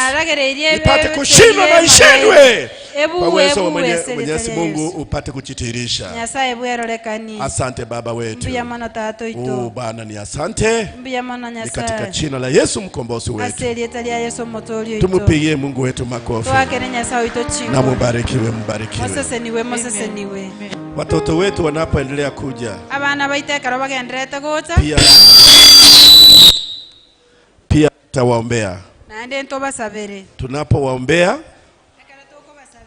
tunataka tuingie katika hali ya meza ya Bwana, ndage tata so asemesa kwa maana muda unaendelea kukimbia sana. ekiagera ebirombi gendete kominyoka Hebu fungua Biblia yako hapo igora ebibilia yao gabwo katika kitabu cha Wakorintho wa kwanza, ase kitabu kya abakorinto yeli tangani mlango ni wa 11 egesieli ge 11 na nitasoma mstari wa 23. Watoto wamekuja. Haya, ikiwa wamefika, wacha tuwape hiyo nafasi. Baraka nyingi, baraka twahitaji. Kanisa limebarikiwa na watoto wazuri. Tumepokea Watoto hawa ni wazuri. Karibu watoto wetu. Twalitaka nyingi. Wengine wako katika colleges, secondary schools. abarasi college secondary school Wengine wako katika ile baby ward, grade ward. baby class Wengine wanaitwa grade 1, grade 2. abande bale grade 1 mpaka 5 Wengine sijui CPC, mambo mengi yameingia sasa. amangana amanga soyebona Hawa ni wasomi wetu. Wasomi habari. Habari wasomi. Wanafunzi habari. Mwaka mpya. Habari ya mwaka mpya. Bwana asifiwe.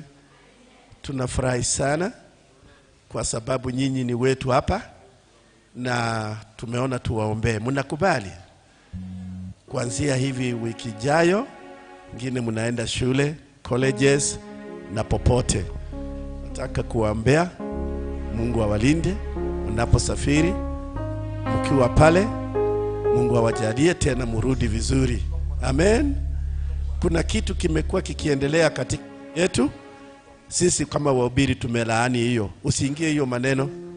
Wale watu wanachoma shule. Wale watu ni wabaya. Sisi tusiweko huko. Wale wanajilaani. Mnasikia? Kuna watu wanachigamba ati wako na nguvu. Wanachoma mashule. Hiyo mambo ishindwe. Sema ishindwe. Katika jina la Yesu. Ishindwe. Kanyaga chini na ishindwe. Hatutaki moto kwa mashule. Tunataka watoto wasome na mfanye bidii. Wale mko secondary school, fanya bidii. Wale mko ma colleges, mfanye bidii.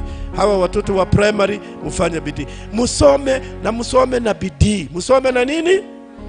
Kila mmoja na sema na sante. Sasa nataka, kwa sababu hapa kuna mahali pa kutosa, mungeweka magoti chini. Hebu kama unaweza weka magoti chini.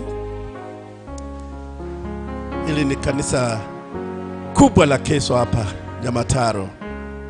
Haleluya. Hata pastor wao naona yuko hapa, ameinama pamoja na nyinyi. Mungu awalinde. Baba Mwenyezi Mungu, wewe ndiwe umetupatia watoto. Watoto ni baraka, natokana na wewe Mwenyezi Mungu. Tunapowaona hivi, tunaona kesho. Tunaona kesho mpya. Tunaona watawala wako hapa. Tunaona madaktari wako hapa.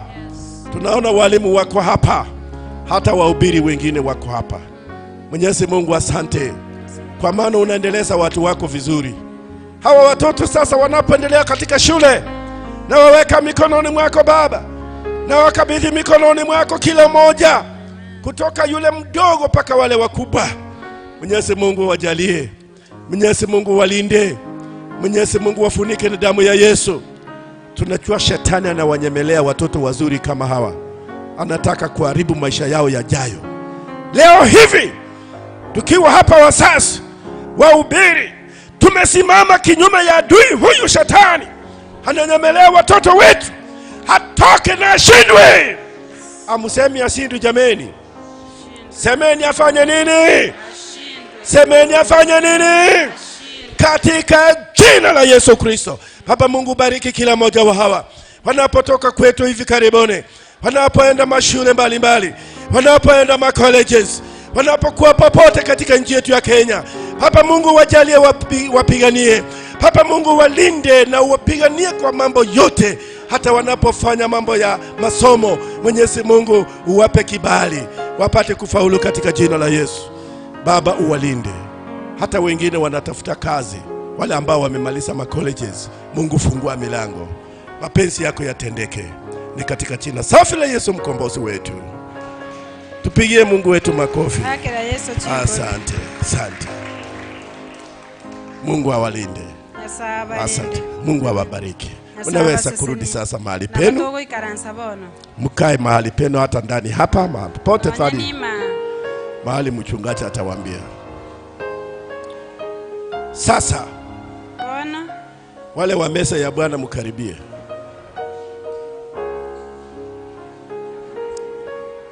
Wale wa kunisaidia kuleta mwili wa Bwana, meza ya Bwana mbele yetu.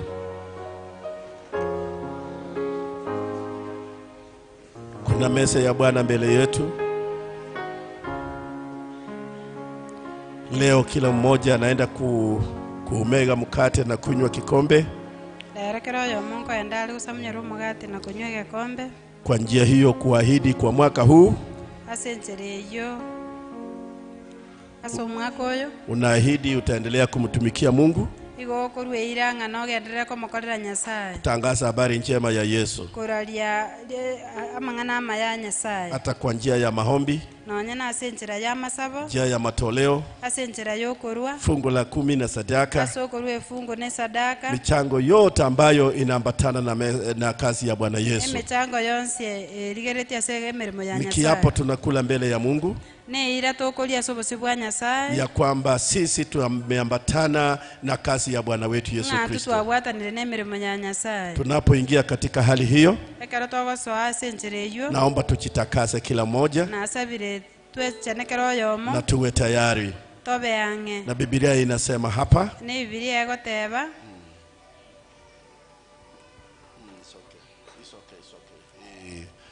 na hapa, wacha nikiendelea kungojea, hebu leta wimbo huo. Lete huo wimbo. Ni wewe tu Bwana, wewe tu, ni wewe tu Bwana, ni wewe tu, ni wewe tu, wewe tu, ni wewe Bwana, ni wewe tu, oh ni wewe Bwana, ni wewe tu, ni wewe Yesu, ni wewe tu, oh ni wewe Yesu, ni wewe tu, ni wewe Yesu, ni wewe, oh ni wewe Bwana, ni wewe tu, ni wewe tu, ni wewe, kimbilio letu, wewe Alfa na Omega, ni wewe, mwanzo na mwisho, oh ni wewe Yahweh, unatuwazia mema, unatutenda mema, siku zote ni wewe Yesu,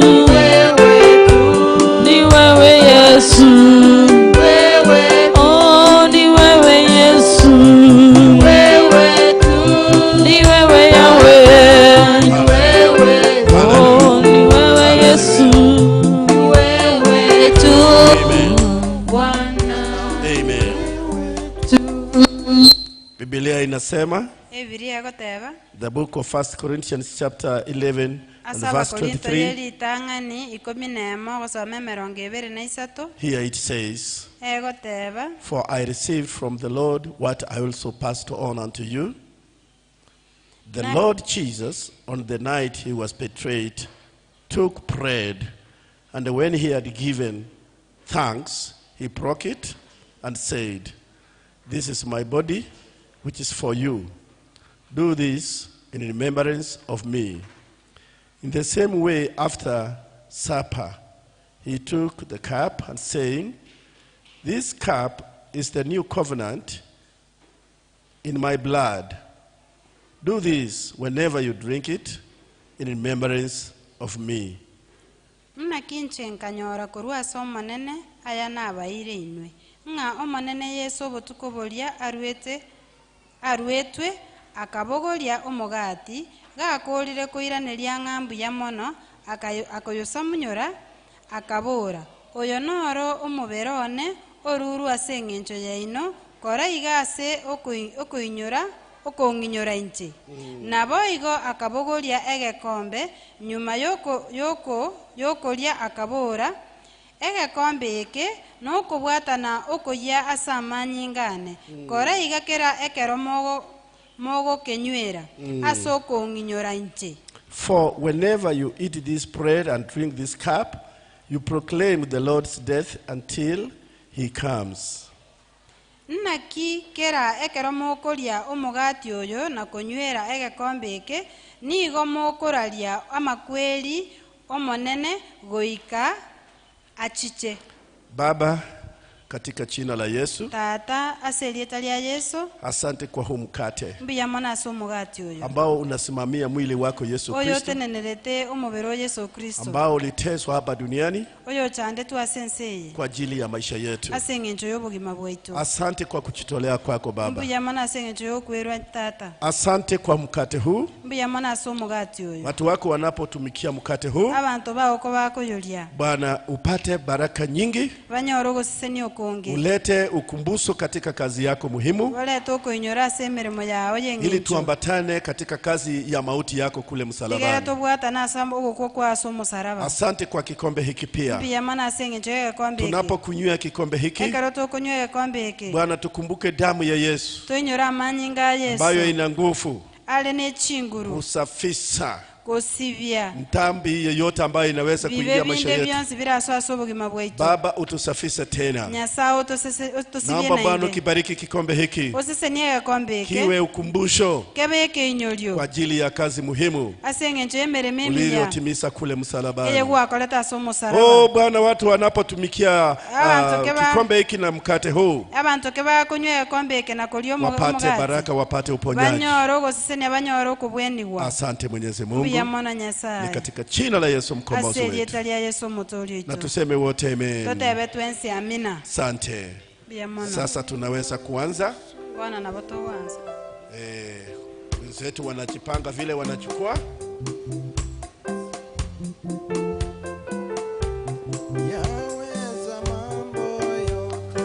Damu ya Yesu iliyomwagika yaweza mambo yote.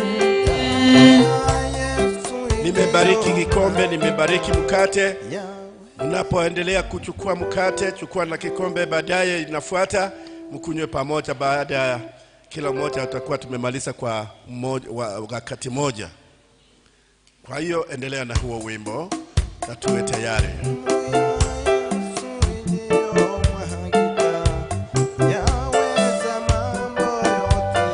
Damu ya Yesu iliyomwagika yaweza mambo yote. Damu ya Yesu iliyomwagika yaweza mambo yote. Damu ya Yesu iliyomwagika yaweza mambo yote.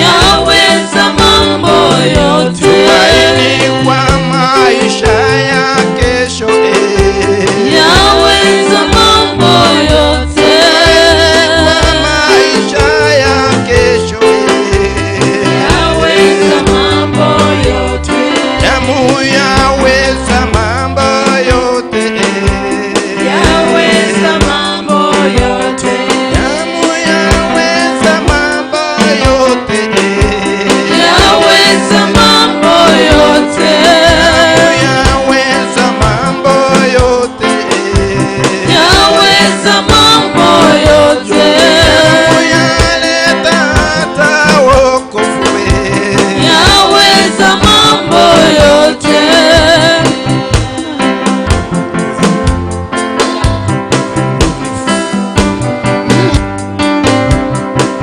Chako tumaini sina, ila damu yake Yesu. Sina wema wa kutosha, dhambi zangu kuziosha. Chako tumaini sina, ila damu yake Yesu. Sina wema wa kutosha, dhambi zangu kuziosha. Yake Yesu nasimama, iye mwamba ni salama, mwamba ni salama, mwamba ni salama, mwamba ni salama, oh mwamba ni salama, oh mwamba ni salama, mwamba ni salama, mwamba ni salama, salama.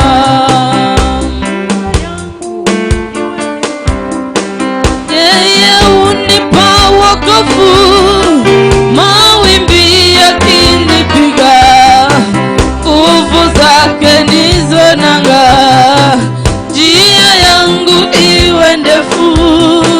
Yeye unipa wokovu, mawimbi yakinipiga, nguvu zake ni salama, amba ni salama, amba nasimama, niye mwamba,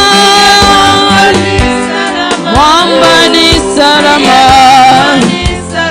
mwamba ni salama, oh mwamba ni salama, niye mwamba ni salama, niye mwamba ni salama, niye mwamba ni salama, niye mwamba ni salama, niye mwamba ni salama, niye mwamba ni salama, niye mwamba ni salama, ni salama.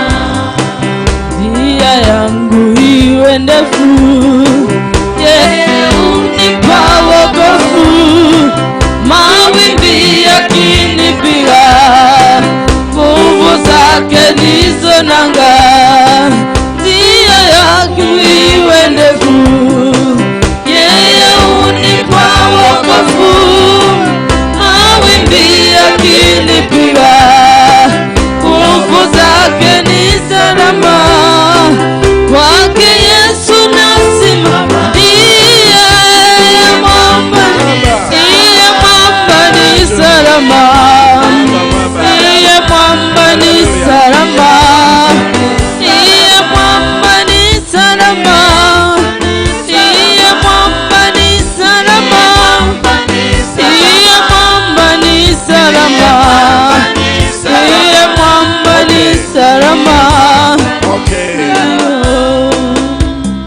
Kama kuna yule ambaye labda kwa makosa walipokuwa wakipitisha mkate na kikombe, onyonde karo oyo otanyora egakombe n'omugati, unajua tunataka tule pamoja, igo totagete turi ase oboamo, ni alama mzuri sana. nekemanyereri ekiya kegima. Tutaki malaika wa giza wa mauti anapopita vile alikuwa anapita katika nyumba za Wamisri. Ndotagetie kero mumalaika bwa makweli agweta buna eteta ase chinyomba chia Bamisiri. Apata hakuna damu. Anyore manyinga taiyo. Hiyo damu ni alama. manyinga neke manyererio. Na mkate ni alama. No mugati neke manyererio. Nataka mwaka huu uwe na alama hiyo. Ntageto mwaka uyo be neke manyererio ekyo. Ni nani yule ambaye hakupokea? Ni ngotanyora. Ni nani yule kwa makosa kikombe kilipita bila kujua? Ingo ege kombe gye tata manyeti. Labda ulikuwa kwa maombi. Kero kende kwalenga soma sabo. Naamini kila mmoja amepata. Nege nirekero yo monyorire. Sasa tusimame juu wote. Twensi totenene. Tumshukuru Mungu. Tumwake Nyasaye mbiya. Imba hiyo wimbo tukiendelea kuinua mikono tusema asante. Yeye ni mwamba salama. Damu yake ni sadaka, nategemea daima, yote chini ya kisha Mwokozi atanitosha. Damu yake ni sadaka, nategemea daima, yote chini ya kisha Mwokozi atanitosha. Kwake Yesu nasimama, yeye mwamba ni salama, mwamba ni salama, yeye mwamba ni salama, yeye mwamba ni salama, yeye mwamba ni salama, ndiye mwamba ni salama, ndiye mwamba ni salama, ndiye mwamba ni salama, ndiye mwamba ni salama, ndiye mwamba ni salama, ndiye mwamba ni salama, ni salama. Nikiitwa hukumuni, rohoni nina amani, nikifikwa haki yake, sina hofu mbele zake. Nikiitwa hukumuni, rohoni nina amani, nikifikwa haki yake, sina hofu mbele zake. Kwake Yesu nasimama, mwamba ni salama, oh mwamba ni salama, ndiye mwamba ni salama, ndiye mwamba ni salama, ndiye mwamba ni salama, oh mwamba ni salama, ndiye mwamba ni salama, ndiye mwamba ni salama, ndiye mwamba ni salama, mwamba ni salama, ni salama. Tunaenda kuomba tena. Ngosaba tole nainde. Baba, Tata, watu wako wamekula mesa ya Bwana. abantu babo balire mesa. Watu wako wameambatana hata kwa kukutolea sadaka. Abantu babo bakurwerere sadaka. Fungo la 10 ne fungo ya 10 kwa ajili ya kazi yako takatifu. Masengenjo emirimo ya emechenu. Asante Baba kwa kila mmoja wa hawa. Mbiya mana sengenjo ya kero yo mo. Nataka kukushukuru kwa wachungaji wa kanisa hili. Na wake mbiya mana sengenjo ya barandi. Nataka kukushukuru kwa wazee ambao ni board members wa hili kanisa. Mbiya mana sengenjo ya bagaka be kanisa. Na waweka specially mikononi mwako. Na babekira senjera ya bena sama oka. Katika mwaka huu vile wameanza. Aso mwaka uyo bina bacha. Mungu upate kuwalinda. Nyasa ubalinde. Wana mambo mbalimbali. Mbale na mangana mange. Wana projects za kutimiza katika kanisa hili. Mbale mirimo babwena atakuikirania se kanisa. Hata mambo ya ujenzi naona inaendelea. Nyana asobwa gache bagendelea. Mungu fungua milango na madirisha. Nyasa igore bisieli ne. Wewe una mali nyingi, wewe una kila kitu. Ayegole na keregento. Yote yawezekane. Yonsi ebiko nyalekana. Ubariki kila mmoja wa hawa. Sese ni ekero yomo. Bariki kila department. Sese ni akereke wango. Iwe ni praise and worship team. Ebe ne praise and worship. Iwe ni mambo ya kina mama. Ebe na mangana ya bangina. Iwe ni kazi ya kina vijana. Ebe ne mirimo ya basai. Hata kama ni wazee, Mwenyezi Mungu. Neba na bagaka onyasa. Naombea home cell groups. na asabire chi fellowship katika jina la Yesu. aserieta lya Yesu. Bwana, kuna watume ambao wametumwa kila mahali. Aba aposto mbaro barakerase. Mungu usidi kuwajalia. Nyasao banyalire. Bariki kazi yako Bwana. Seseni mirimo yao. Bariki kazi yako mji huu. Seseni mirimo yao. Inua tena, inua tena. Imokia naende. Ni katika jina la Yesu mkombozi. Aserieta lya Yesu. Tuseme wote amen. Tote watu wensi amina. Tuseme amen. Tote amina. Pastor, nawashukuru sana. Bishop Mbi Yamono. Daktari. Na tena nashukuru kwa nafasi hiyo. Naende Mbi Yamono asenge Mungu chebire. akipenda tena mkinialika nitakuja. Nyasaye karanta naende mongalike ningiche. Amina. Tutakualika tena na tena. Kwa jina la Yesu Kristo. Amen. Bwana asifiwe. Manene Yesaba. Hebu nisalimie kwa jina la Yesu Kristo. Kwani aserieta lya Yesu Kristo. Mungu ni mwema, Mungu ni mwenye nguvu. Hiyo vitu iko chini baba kidogo. Nyasaye no mwenye mabera mangi. Mungu ni mwema, Mungu ni wa rehema nyingi. Ambaye ametusaidia tumefika. Oyo tokonyire tuikire. Mwisho wa ibada ya leo. Omoelio bwe ibada ya leo. Jumapili ya kwanza kabisa.